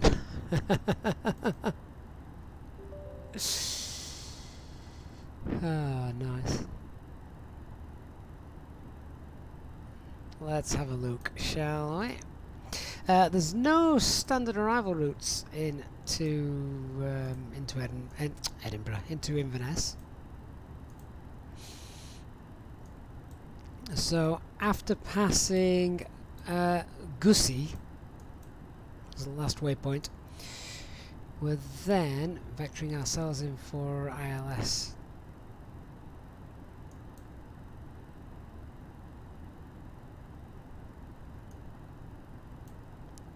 For the ILS runway 23.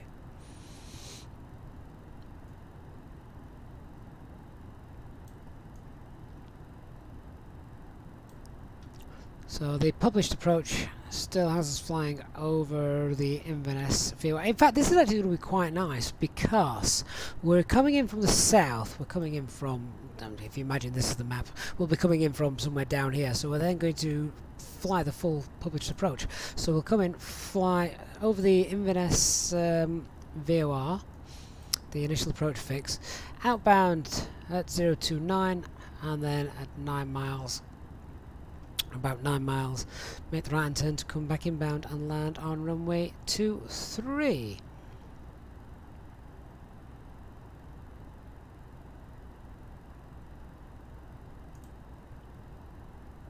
So let's go ahead and get that changed in, shall we? What I will do, however, is I am just going to check the TAF for that. So let's get the latest weather for Inverness. Echo Golf Papa Echo.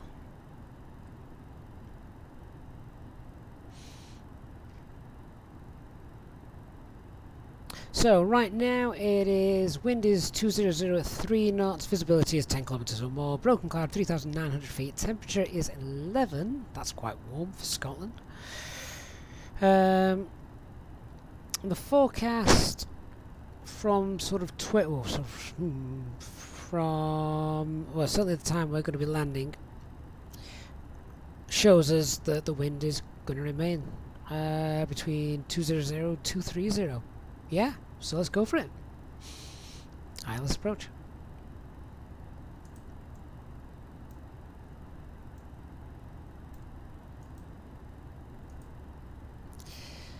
So down to the flight plan.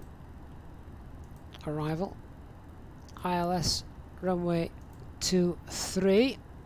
That is now going to be via the INS. The Inverness VOR. Insert. And let's see what that looks like.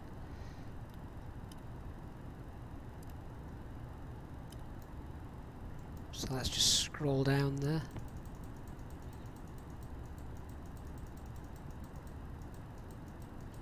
We're definitely going to jump a couple of waypoints here. There we go, that's it. Spot on. Let me just zoom in. There's the full procedure.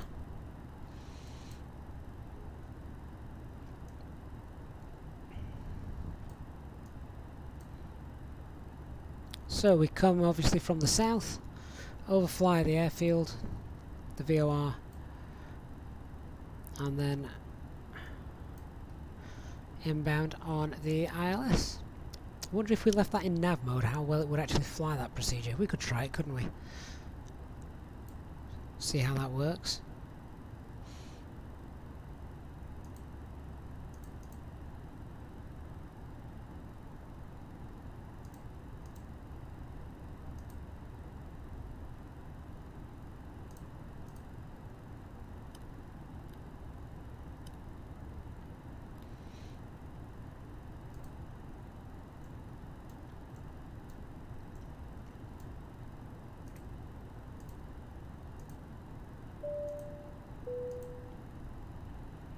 Ladies and gentlemen, from the flight deck, you'll be delighted to hear that we're now at our cruising altitude, and we hope to give you nice views throughout the flight as we have good weather ahead and should be experiencing any turbulence. Of course, this means that you will not spill any of your drinks that you may have from the cabin crew as they begin to start making their way around the aircraft.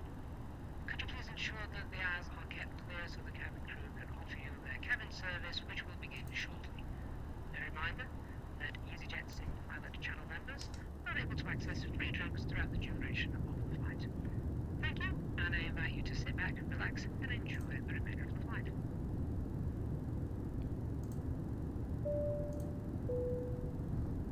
In just a few moments, we'll commence our in-flight service, offering you the chance to purchase a selection of hot beverages together with drinks and snacks from the bar. We accept payment in pounds, euros, most major currencies, and debit or credit cards. The correct change would be greatly appreciated, And if we can be of any further assistance, then just ask us as we join you in the cabin shortly.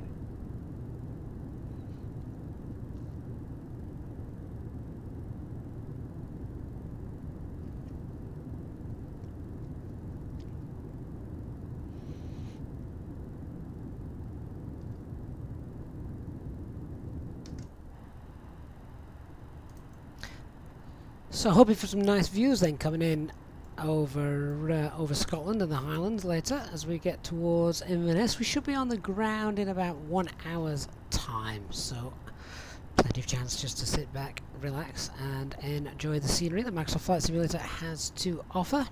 Fingers crossed we'll get that far without any crashes to desktop, I mean.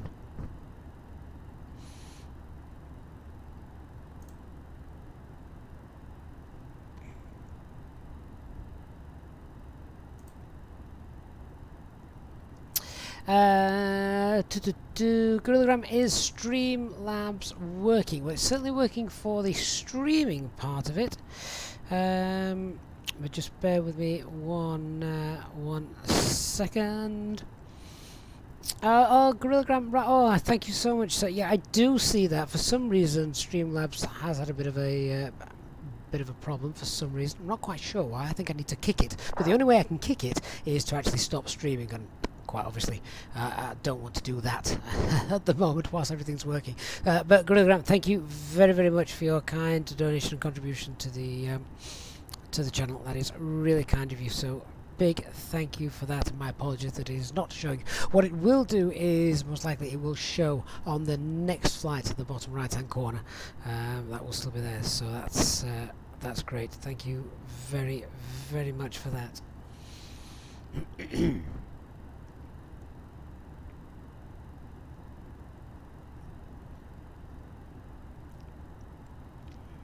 Andrew, you just looked at the ETA and thought it was going to be a long flight. No, I did. I have just changed the sim time. So basically, it's just 12 hours behind. So instead of maybe being 9:46 in the morning, think 9:46 in the evening.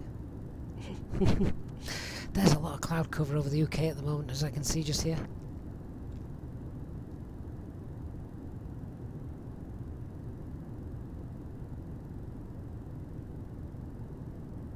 Nick, I can tell how gutted you are that you've not had to do the VOR. Captain 79, good evening. Captain 79, I got your email the other day. That's a great route. We might have to try and sneak that one in. It's probably not quite long enough for the long haul flight. So might just have to do that as a general flight one day.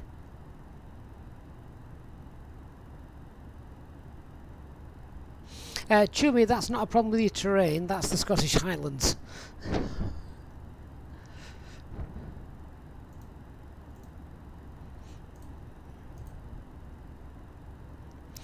Minimum safe altitude around the airport is 5,000 feet, I think, unless of course you're on the actual approach.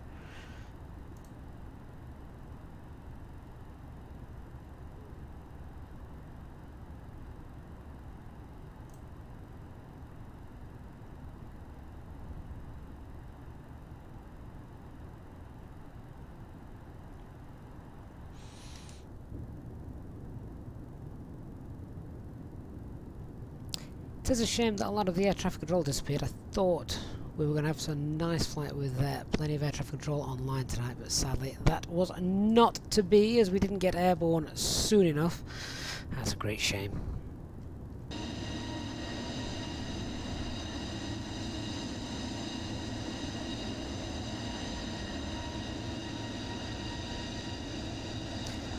The good thing about Inverness as well is a bit like Jersey. It's got quite a short runway. Let's just have a look at those charts, shall we? Where is it? So runway 23 is 1,820 meters.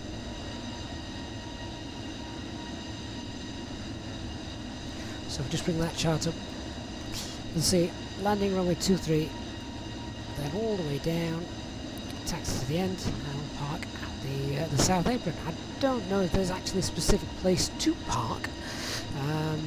I think it's just sort of dump it in front of the terminal building and they'll come out to you with some stairs. But certainly not a big apron. Not a big airport, but... pushback not available. Marshalling routinely provided to all aircraft movements to or from the south apron. Pilots are not to turn off taxiway A, nor request taxi unless in visual contact with and receiving guidance from the duty marshaller. Well, something tells me he's not going to be there waiting for me when I arrive.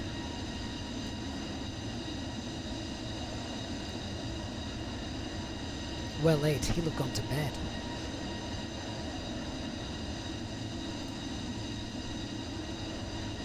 Good evening, Dougal. Hope you are well.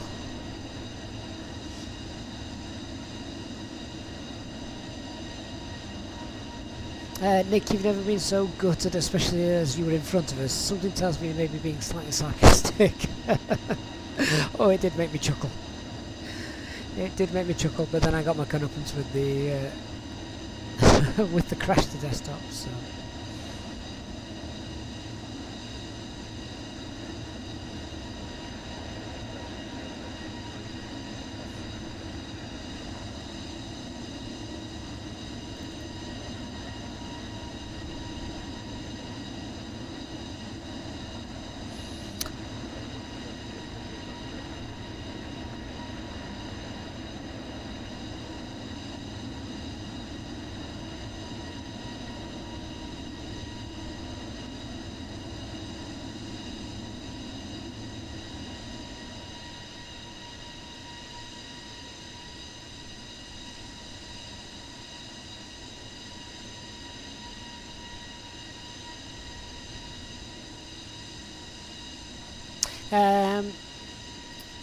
So, yeah, you, did you and Chris do a flight yesterday? Oh, great stuff.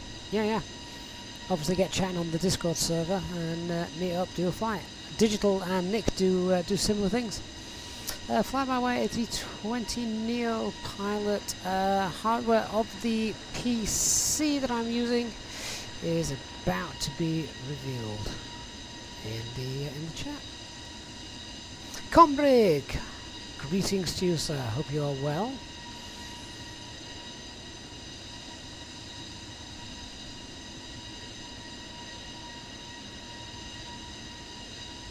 Jeddah, that almost looks real. Yeah. How many times have we said that? Stunning, isn't it?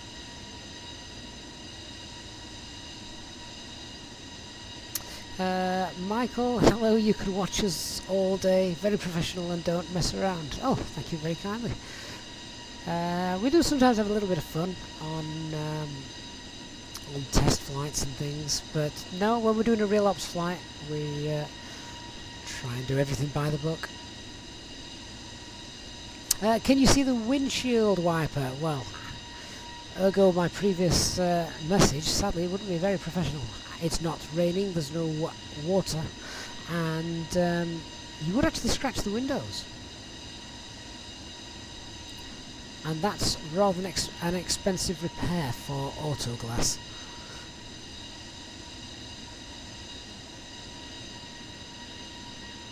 So if you just check the VFR map now. Ryanair 2131 DME 7 miles on approach to Liverpool, runway 09.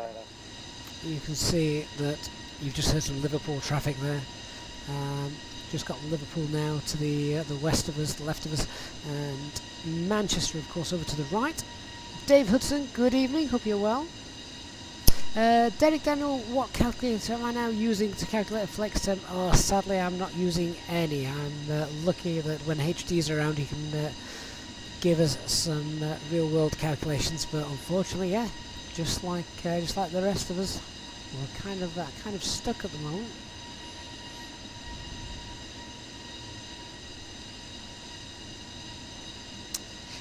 Simon, one day there will be a real world Easyjet livery with your name and a ruler printed on it. What you think? If ever we can get HD back to work, we'll send him with a couple of transfers. I'm sure no one will notice him with the step ladders just pressing them on.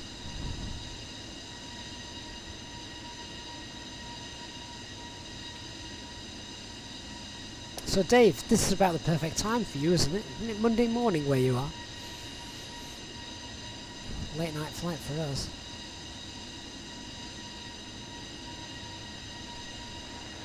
Traffic runner 2 Bravo landing. Combrig, the sim keeps crashing around 20 minutes into the flight. You know, we were chatting about this before you came on online. Since the last update, I've seen so many people saying that they're having issues with crash to desktops. We had one at the start of this flight, which is why we're now so late. What I should have done is diverted to Manchester. Would have been there by now. But it gives you guys a longer flight, doesn't it? And I'm so thankful to all of you for building this community up the way we have that I'm quite happy to stick around and fly this for you.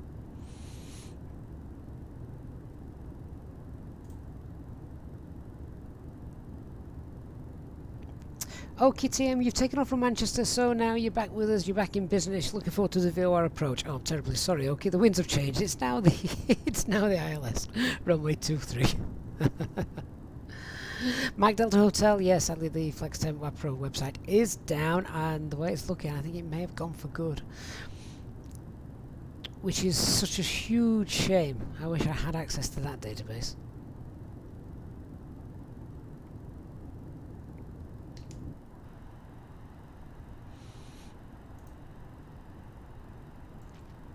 Wow, that looks like a lot of red, doesn't it? Reese, does the simulator reduce simulation rate below a certain frame rate? Do you know? I have no idea. I don't think so. Daniel, where are we at the moment? Okay, so we've just crossed over from, I don't know if you know the UK at all, but obviously if you do, you'll be able to tell where we are looking at the map. But basically we've got Liverpool Airport just here, we've got Manchester Airport just over here somewhere. So we're now just coming up sort of on the left hand side. We're going to slowly be passing over the Lake District, Carlisle, that sort of area. Okay, you're doing the VOR 2-3. It's okay, you can use the ILS, that's one's not unserviceable. And the approaches are actually very, very similar.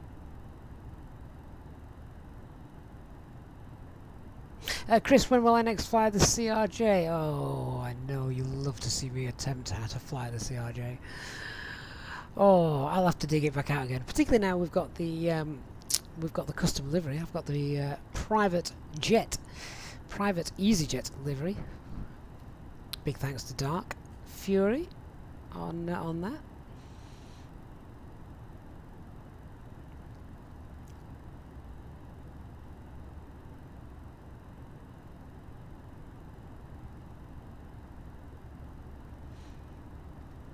Andrew, Yorkshire Dales area at the moment. So I think we're maybe a bit too far west for the Yorkshire Dales. So the Yorkshire Dales sort of like this, sort of like that sort of area. Around here, it may just be on the side of it, sort of like Skipton, I think. It's just around here, so it is close, but we've just left sort of Greater Manchester region.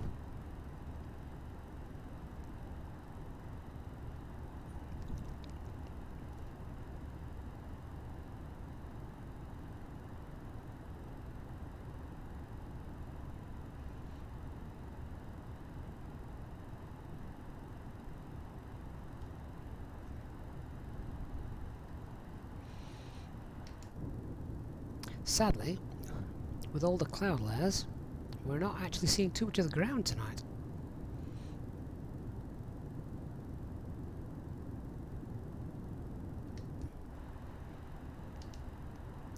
Oh, Dougal, did you live in Bridlington? I've not been to Bridlington for years. I was more Scarborough and Filey, that sort of area. So there's my nearest airport, just flashed up. Doncaster, Sheffield Robin Hood Airport. And of course then we've got Manchester, Echo Golf Charlie Charlie showing just there, and I live probably somewhere slightly further over to the Doncaster side of the M1.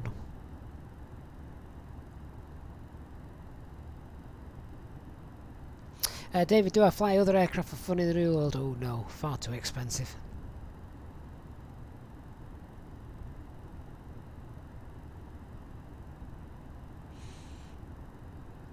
Chewie, you're now landed. Oh, good.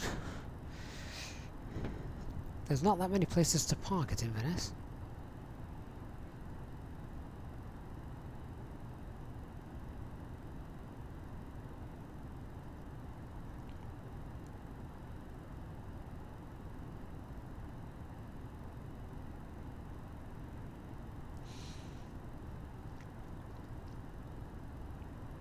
But with no air traffic control online, this is just now a rather chilled out cruise all the way up to Inverness.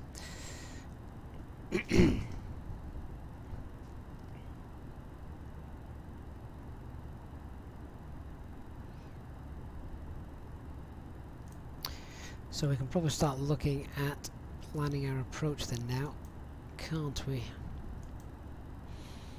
So let's see. Now, as I said earlier, there is no star charts for arrivals into Inverness, so what we'll be doing is looking at... where's it gone? There we go. The ILS. VOR ILS DME.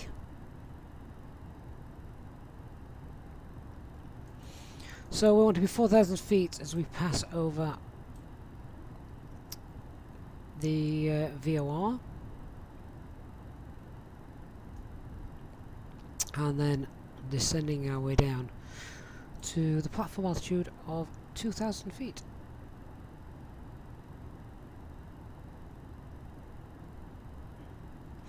Jay, do you ever see other aircraft fly by you in the sim? Yeah, absolutely. We're on the VATSIM network at the moment, and before we took off we got an Easyjet 320 in front of us. We got a general aviation aircraft that was doing circuits of the airfield, doing touch and goes practice. We had a Easyjet coming to land ahead of us, so we had to hold for traffic.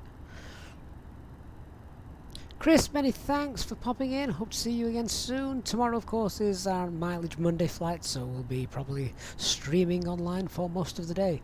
But it will be a lot easier than last Monday. Oh my god, that was a killer.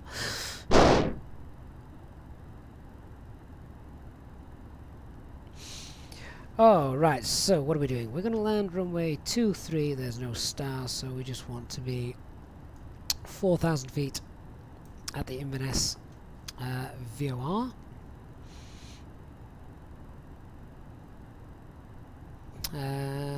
India November Sierra. Platform altitude is 2,000 feet.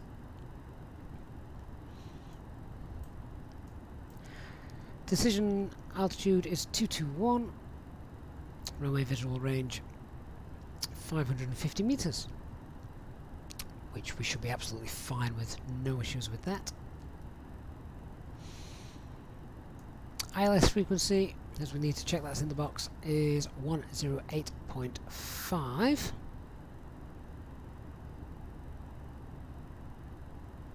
Airfield elevation is 21 feet, and our missed approach straight ahead. Look, I'm just looking at this straight ahead, coming back round to the VOR to try again. Climb straight ahead to 2,000 feet, then climbing, turn right to the VOR at 3,000 feet to hold, or as directed. Pilots should take into account the climb performance of their aircraft to arrange their flight to reach the VOR at 3,000 feet, so we shouldn't have a problem with that.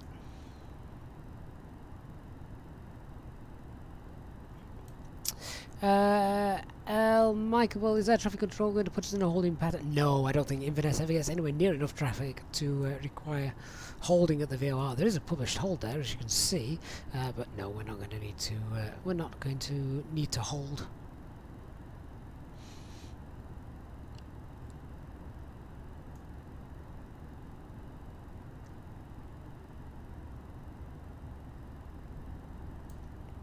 So, missed approach altitude 3,000 feet.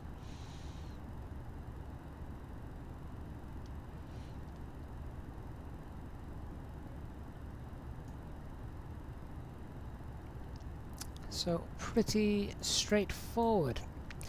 Things to be aware of then on the approaches: we've got terrain to the south, and we are approaching from the south. So as we're coming up here, we obviously don't want to descend too soon. Minimum safe altitude 5,000 feet as we're approaching, and it's 4,000 feet at the VOR. So we want to leave it as late as possible to make sure we're at 4,000 feet.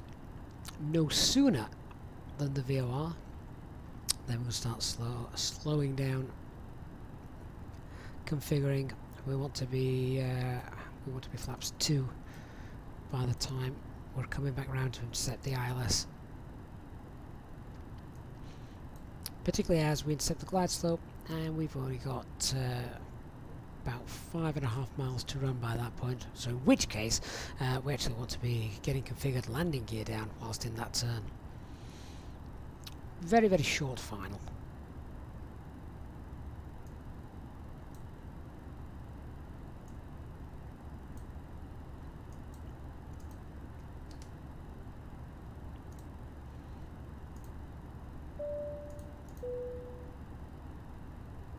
Ladies and gentlemen, take full advantage of your tax-free allowances today and make some amazing savings with our boutique range.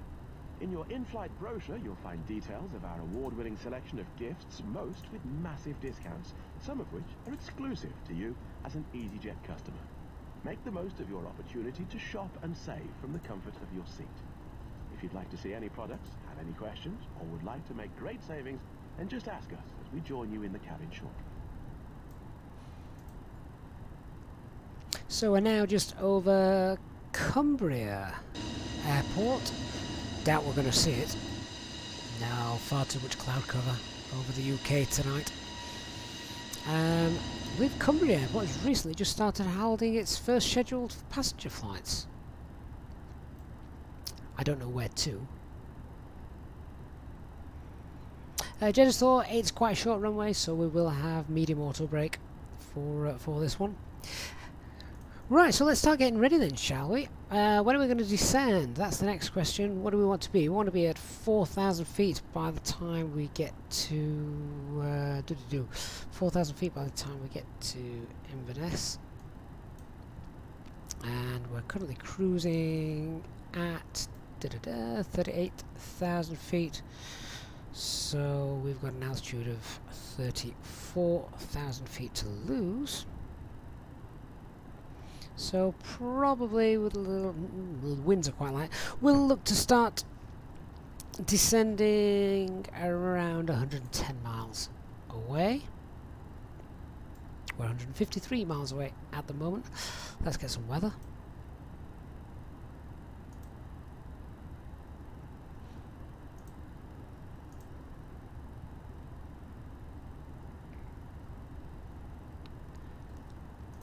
So we shall just wait for that to come through. Did I send it off? I'll send it off again. We'll get it twice.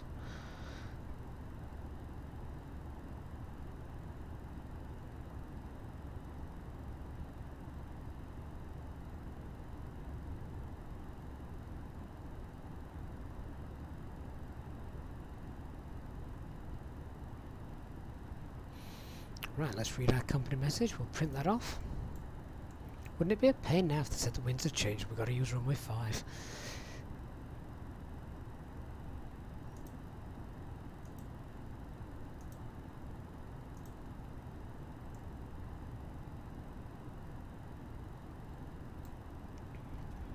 Andrew, that doesn't surprise me. Carlisle hasn't reopened or scheduled any flights since the start of the pandemic. No, I know it was about to though, wasn't it?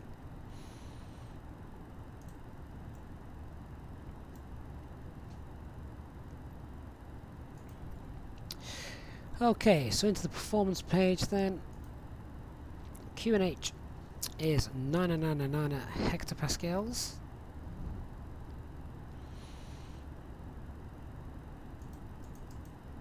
Temperature is 11 degrees.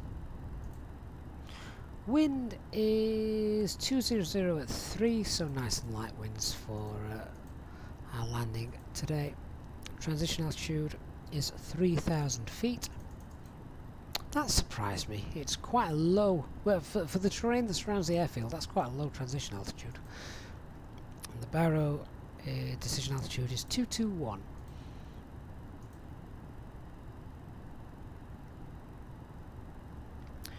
So with that all set, we've got the weather and landing information in. FMGC is all coded. Check, we've got the ILS frequency 108.5, that's correct. And landing elevation is 21 feet. Auto brake medium for a nice short runway. We've done our arrival briefing, we know what's happening. And given the terrain we're going to be overflying on our descent, then we can have that on.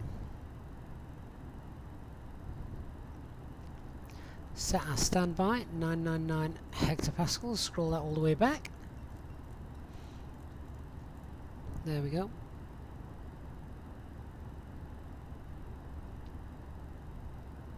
Andrew, if memory serves, they started flying to Belfast, Dublin and Southend in 2019, Loganair. Yeah, that sounds about right, Loganair.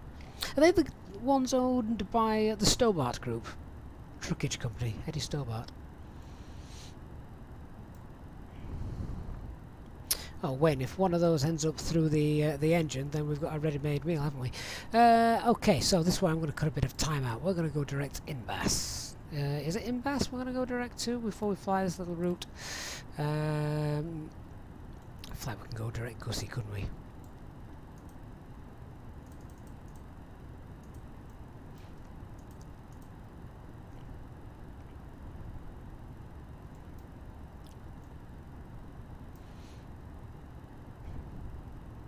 There we go. Direct Gussie and saving us some precious minutes back after our late scheduled departure.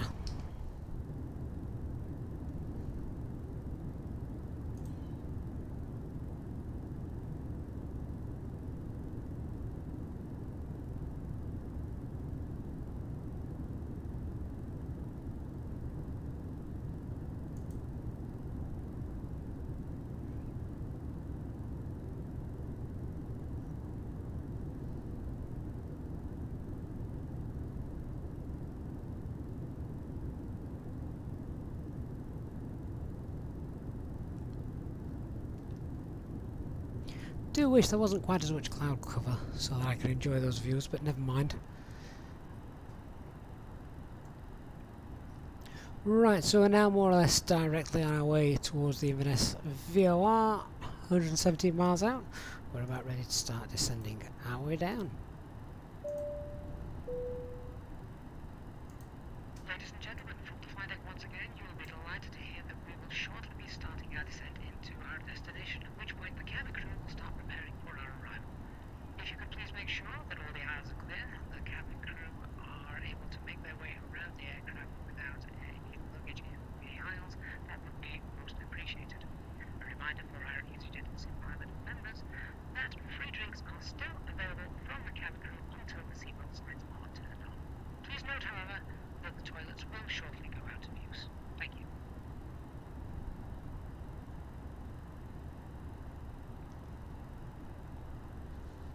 So, any one of you wanting to use the toilets, now's your chance.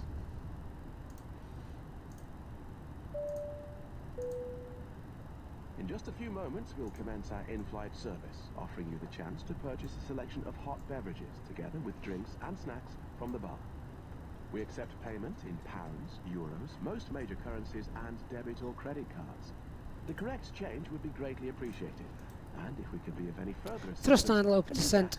as we join you in the cabin. 50 blue.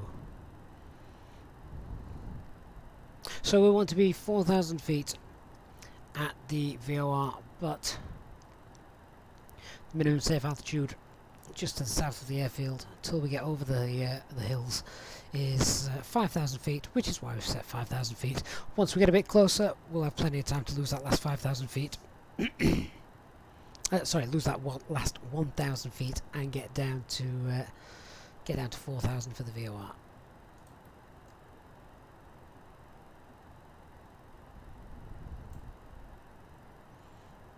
Wayne, that is a terrible joke, but it made me chuckle. I've got a father-in-law like you.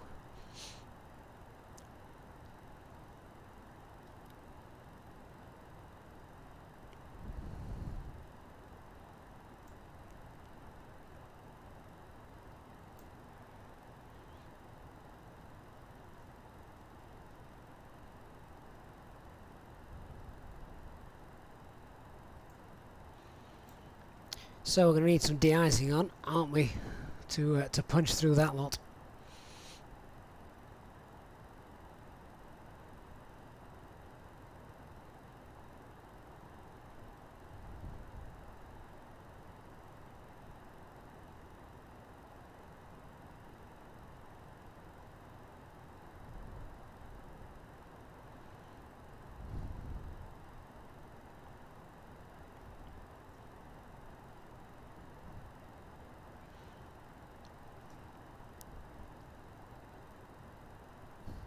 Still got plenty of time to get that last round of drinks in from the cabin crew though, so enjoy.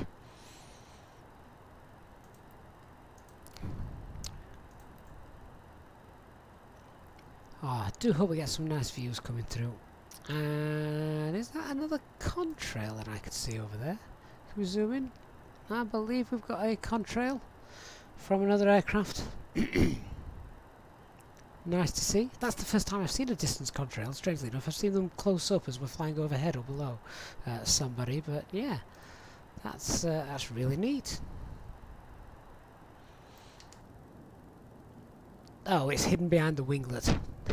That's unfortunate.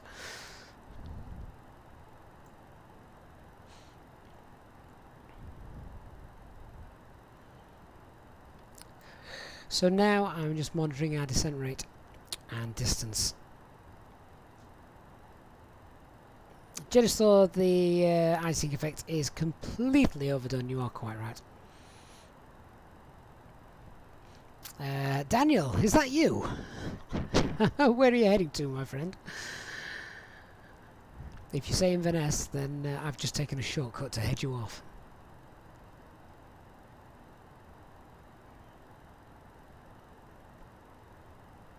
The Go Yard VATSIM traffic does generate contrails. Do you know, I got so many messages the other day when I showed this on a live stream. People thought I was testing a beta version and had broken a non-disclosure agreement from Microsoft. And I was like, I promise I haven't. What would I want with a beta version? It's not like I could show it off.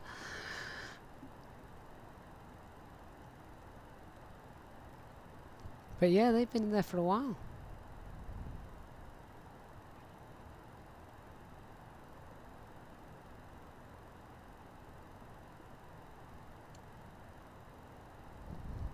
So, what are we, about 78 miles? That's okay. Keep this rate of descent going. 75 miles, 25,000 feet to go.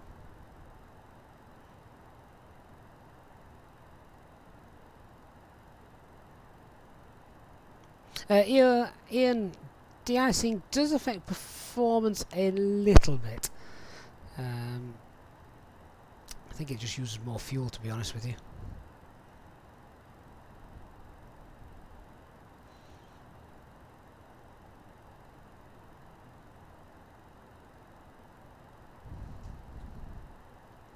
Yep, they could do with spraying a few GPUs, could they not, for the global shortage? There's some build-ups showing just here, isn't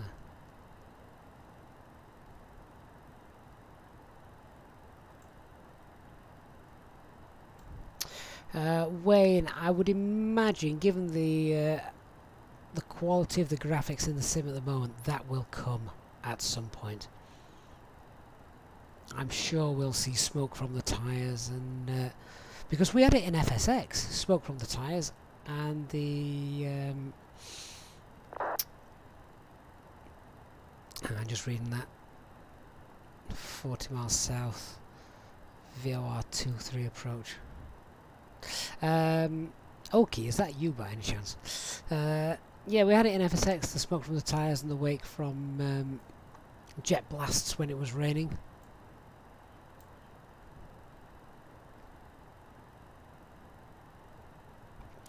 Buster, good night my friend. Catch the landing in the morning.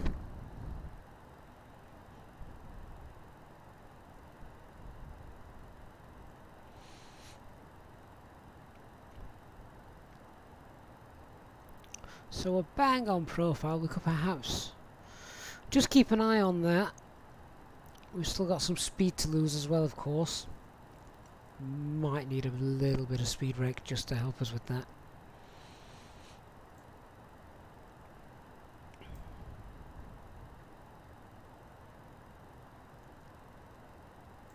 Okay, I think you might be ahead of me then, mate. We're 60 miles to the south on our way down.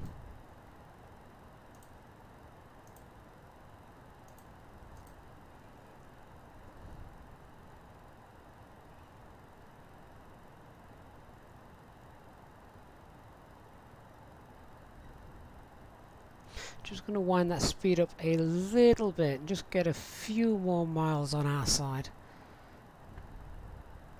I'm just very mindful of the fact that this procedure we want to be almost configured by the time it starts turning back around to come back in. It's not very far at all.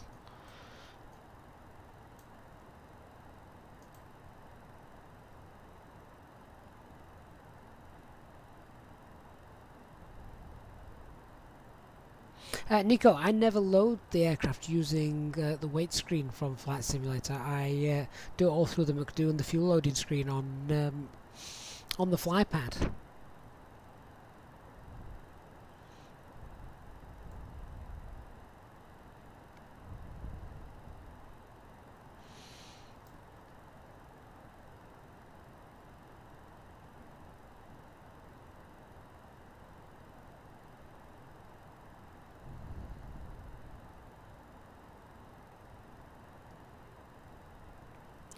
So we've got about 50 miles to run at the moment. 53, that's okay.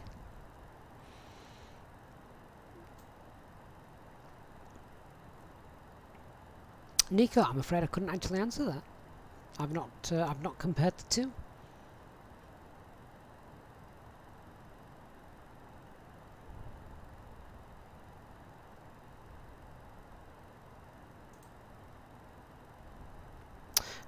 Art and Stuff Studios, you're watching a VATSIM live stream while connected to the network. You're not in a Cessna waiting for us at Inverness, are you, by any chance? That contrail seems to have disappeared now.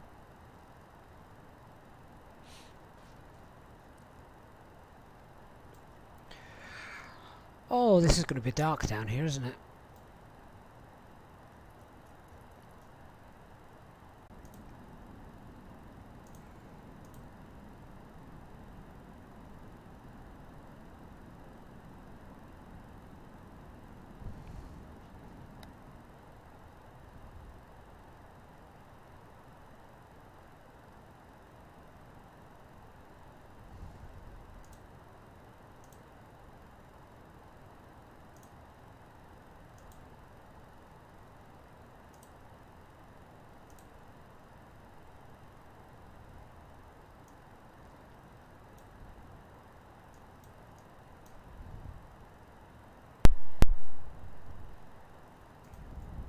So Daniel, you're on the descent at the moment.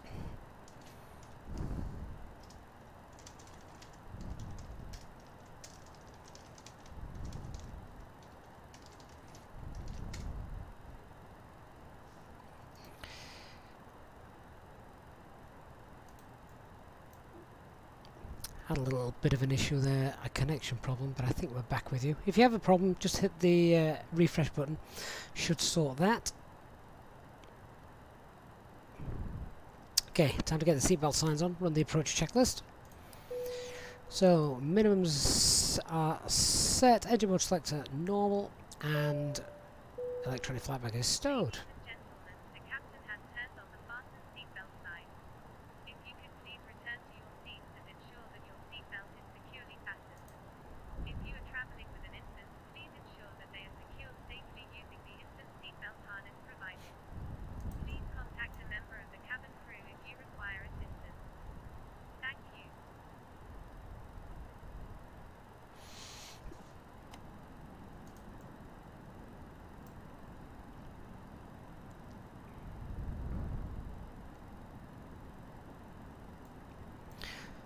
So, still just keeping an eye on this descent rate. We obviously need to slow down in a moment. So wind that speed back, 250 knots, get us down.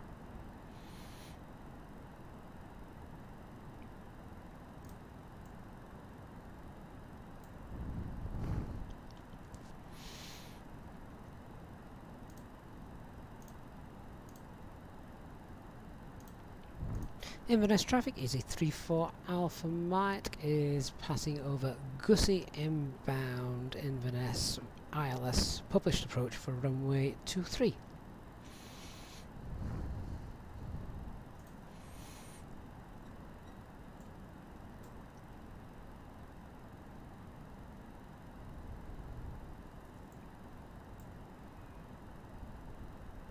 Let's get those lights on.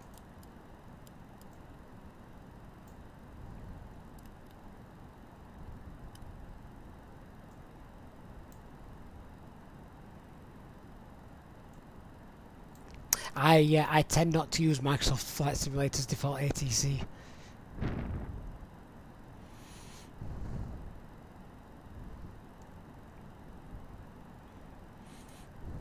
Oh, HD back just in time for the fun bit. Oh, that's interesting. Inverness traffic Easy710 on the downwind towards the VOR runway 23. So it's going direct to Inverness USR. traffic, Easy1855 is on the VOR approach runway 23.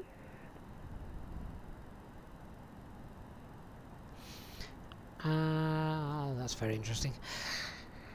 It looks still to be flying direct to Inverness first, so I'm going to leave it. All looks okay there to me. So we're still descending flight level 050. We obviously want to be at 040.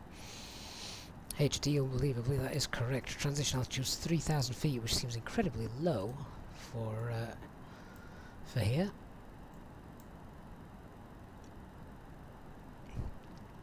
But we do have some hillsides we'd quite like to avoid from the south.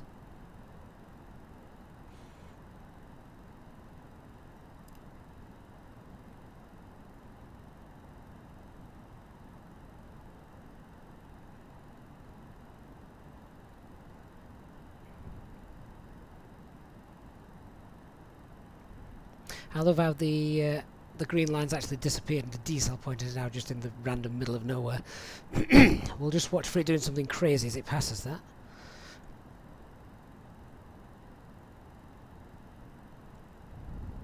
And speed alt star, that's okay.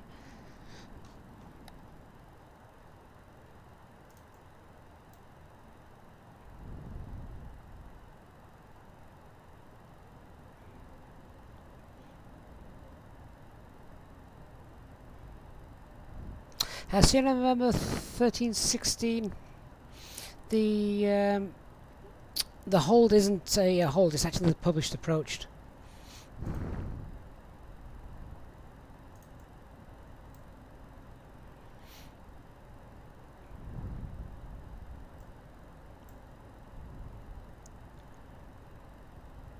So, did we get the? It has entered the approach mode. That's okay.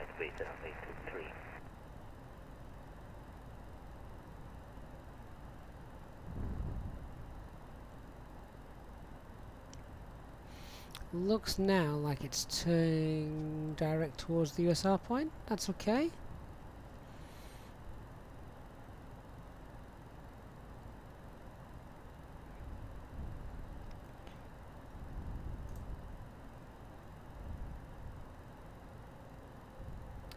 Let's start slowing down. So let's go manage speed. We're on open descent, flight level 040 as we get over the VOR.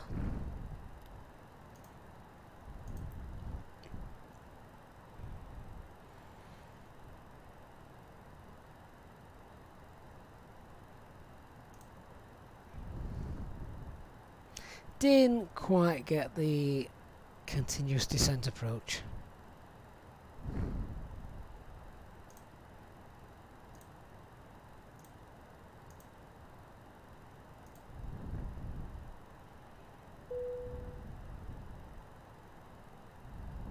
Cabin crew, please prepare the cabin for landing. Alt star, there's the traffic ahead of us.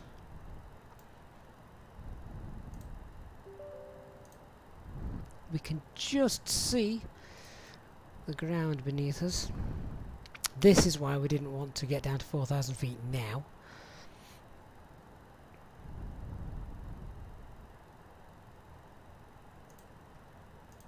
Can I say something about the performance of the VATSIM update? I'm afraid not. Purely because I'm not a beta tester.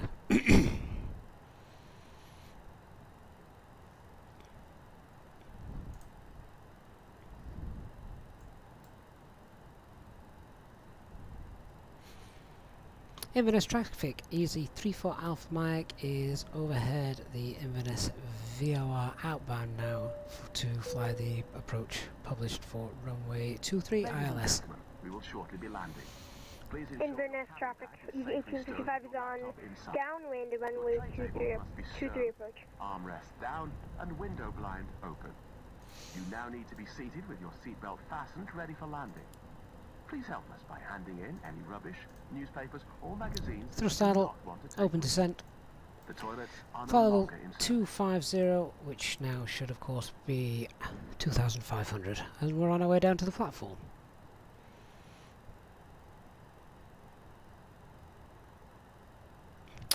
And JP transition altitude is 3,000 feet, so not until we set that altitude of 2,500 feet did we need to go to the local pressure 999 hectopascals.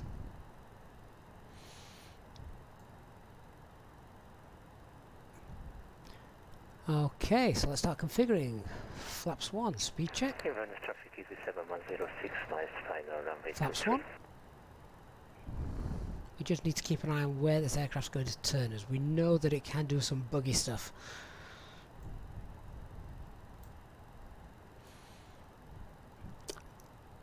We have got the replay as well running, guys, so don't worry about not being able to see the scenery at the moment. We'll have a look afterwards.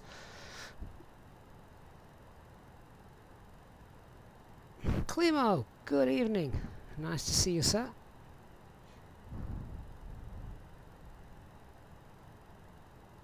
And that's speed alt star.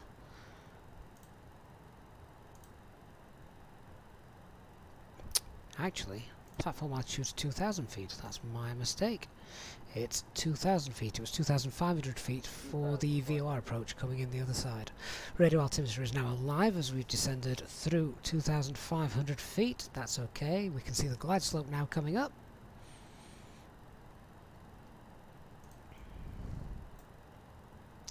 That aircraft looks pretty close. Let's extend our downwind, shall we? Let's go flaps 2.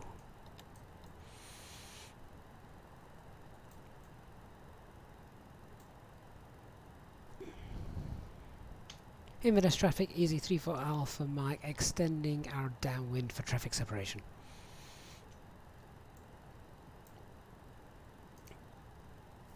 So now in heading mode.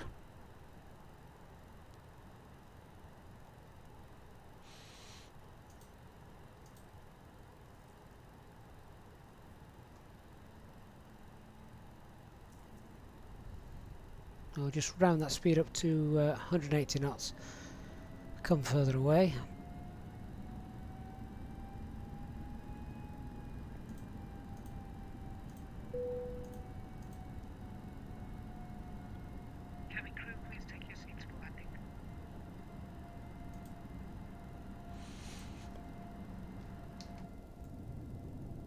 we're not going to see that other aircraft, are we? This is where air traffic control really does come into good use. To be fair, a couple of minutes in this direction should see us absolutely fine and safe.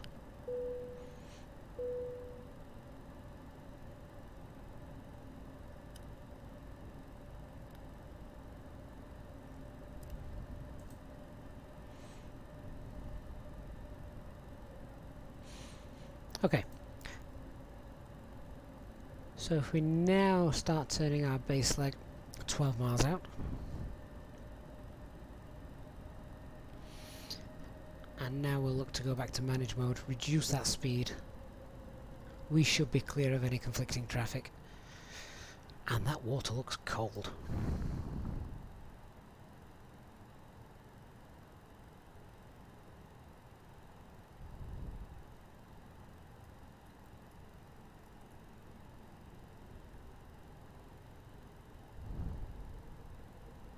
Inverness traffic Easy710 vacated runway 23. Inverness traffic, Easy1855 is on final runway 23.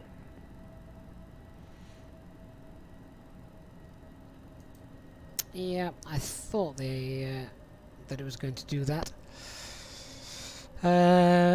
It should be heading direct to Charlie India 23. What I suspect it would do is it would fly straight to this point here, intercept this line, and then fly to Charlie India 23. I don't want it to do that, so we're obviously now just got that sorted. Localizer on. Look blue.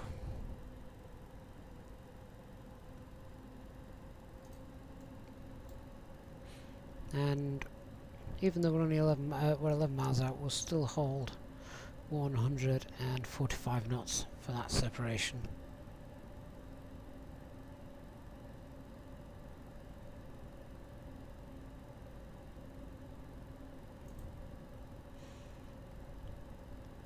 So we shouldn't actually intercept the glide slope till we're about 6 miles out.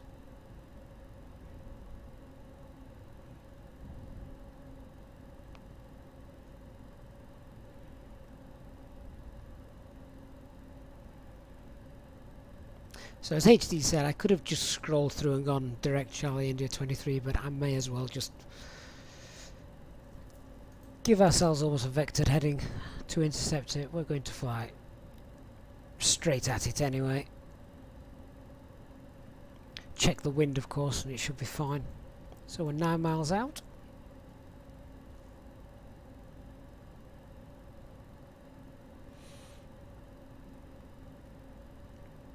Just waiting for us to intercept that localizer. There it is, Lockstar.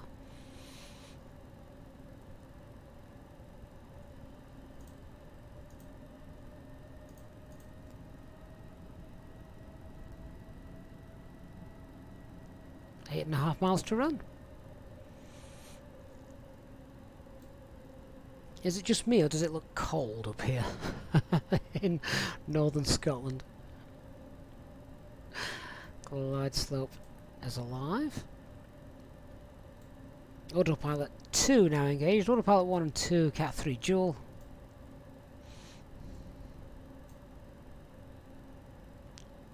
Radio altimeter 2,000 feet.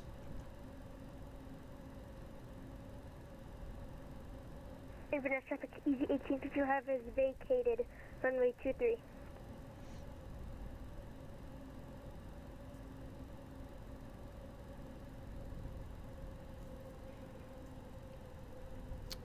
And glide slope captured.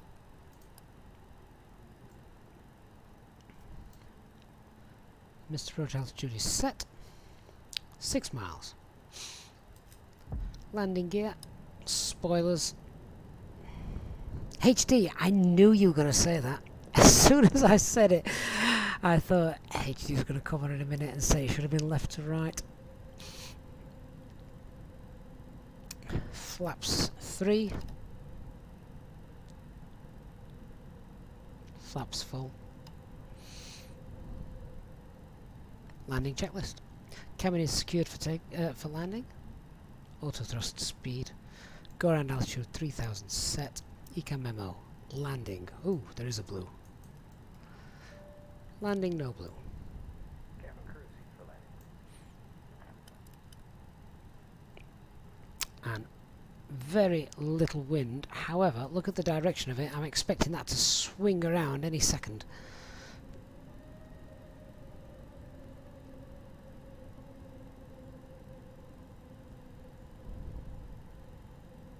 $1,000. 1,000 feet. Autopilot 1 and 2 off. I have control. Cat 3 single.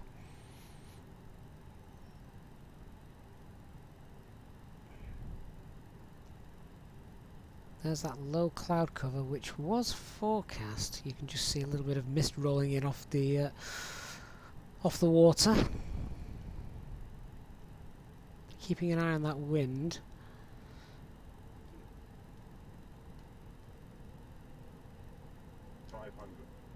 500, approach stable.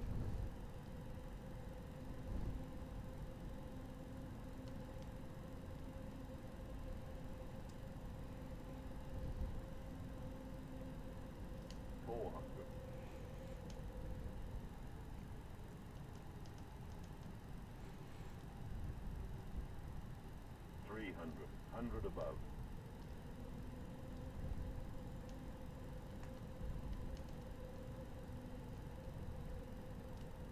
200.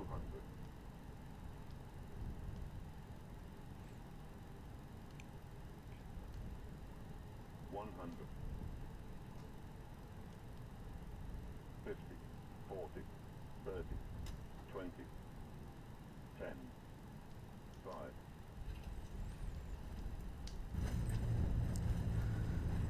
Spoilers deployed, reversers on. Auto brake medium, doing the job.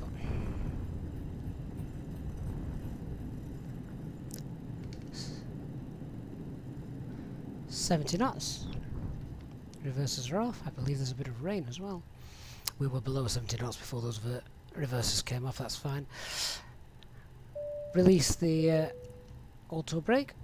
Down we go. Ladies and gentlemen, the cabin crew will shortly be leaving their seats to perform safety-related duties. However, we ask that you remain seated until the fasten seatbelt sign has been switched off. Portable electronic devices for messaging, calls or internet access may now be used. Please make sure that you take all your personal belongings with you, checking in the seat pocket, underneath the seat and in the overhead lockers. Do take care when opening the lockers in case anything falls out. Smoking is not permitted until you reach a designated smoking area. On behalf of the captain and the crew, it has been our pleasure looking after you today. Our ground crew will help you complete your Easyjet journey. For the latest news, promotions, flight and destination information, check out our official Facebook page, Twitter or Easyjet app. So let's get those lights off.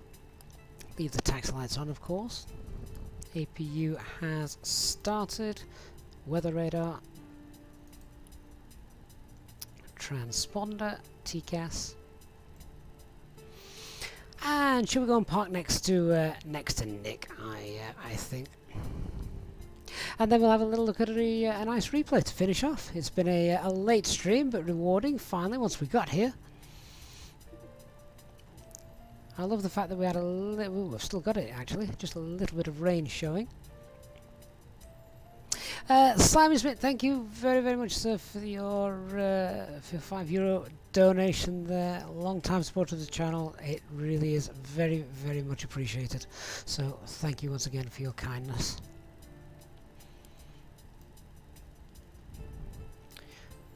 No taxi lines.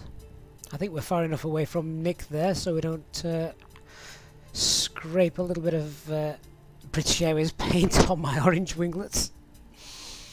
I'll park up and then we'll have a look at that replay. Lovely. Okay, I'm not going to shut anything down. I'm going to leave it all running, and we'll also, for the replay, get the ground proximity warnings turned off. Big thank you to you guys that flew along on VATSIM. I know you probably arrived here about half an hour ago, so thank you very much for that. I'm going to take VATSIM off just now. There we go.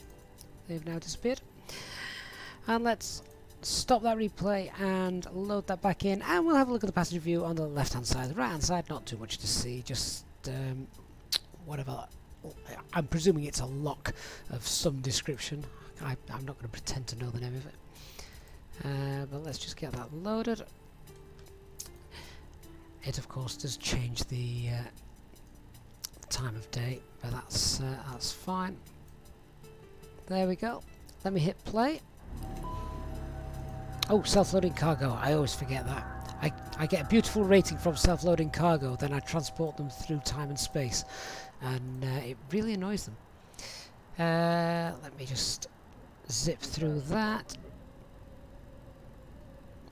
Wow, that weather has changed a little bit, hasn't it? Looking at that, visibility coming in was far, far better than that. Anyone ever landed at Inverness in real life in the chat? Be interesting to know. See how it all compares. So just whilst we're watching this replay, a little bit of news, things that are coming up. Obviously, tomorrow is Mileage Monday.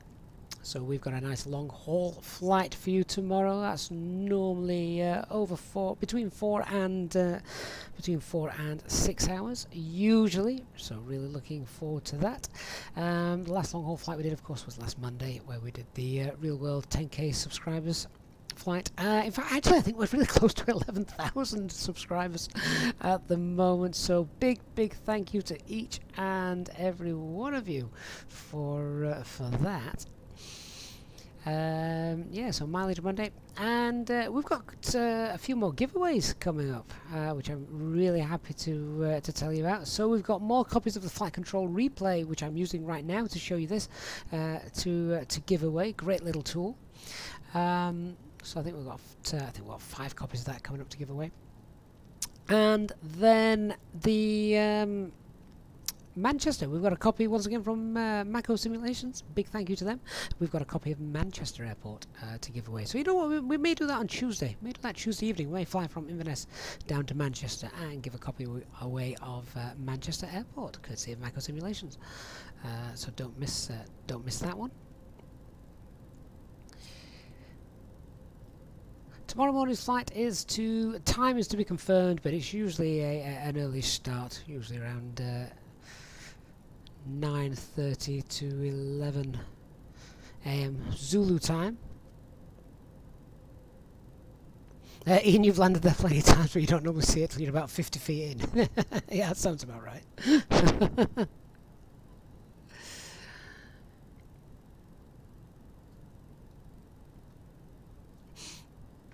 I'll be interested to see what the touchdown rate is this time.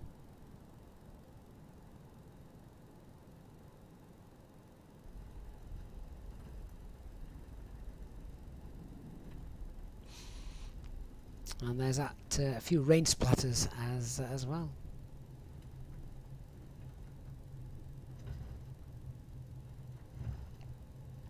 Oh, Wayne, have you not been given it? I'll email them again. I will email them again to find out what's happening.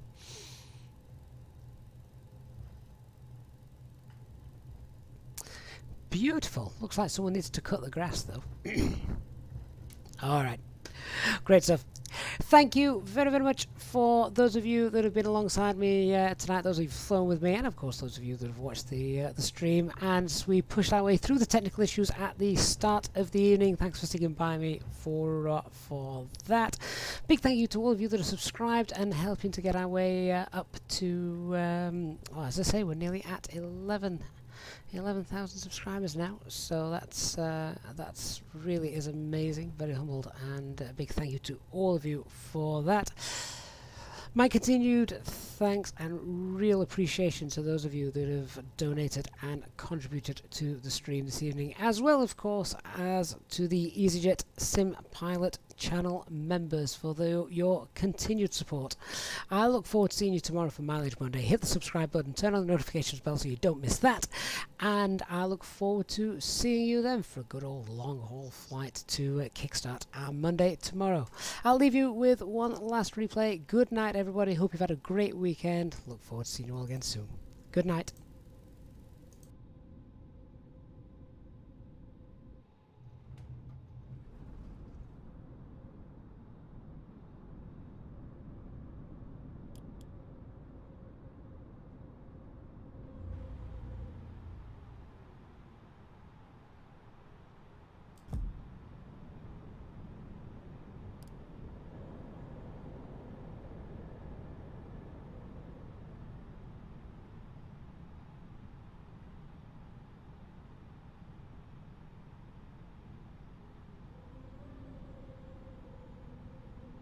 1,000.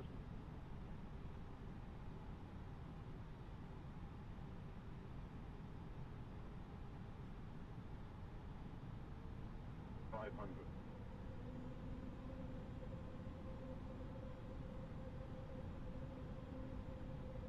400.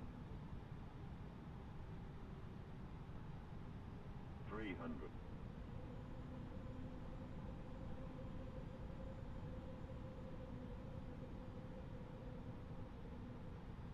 200.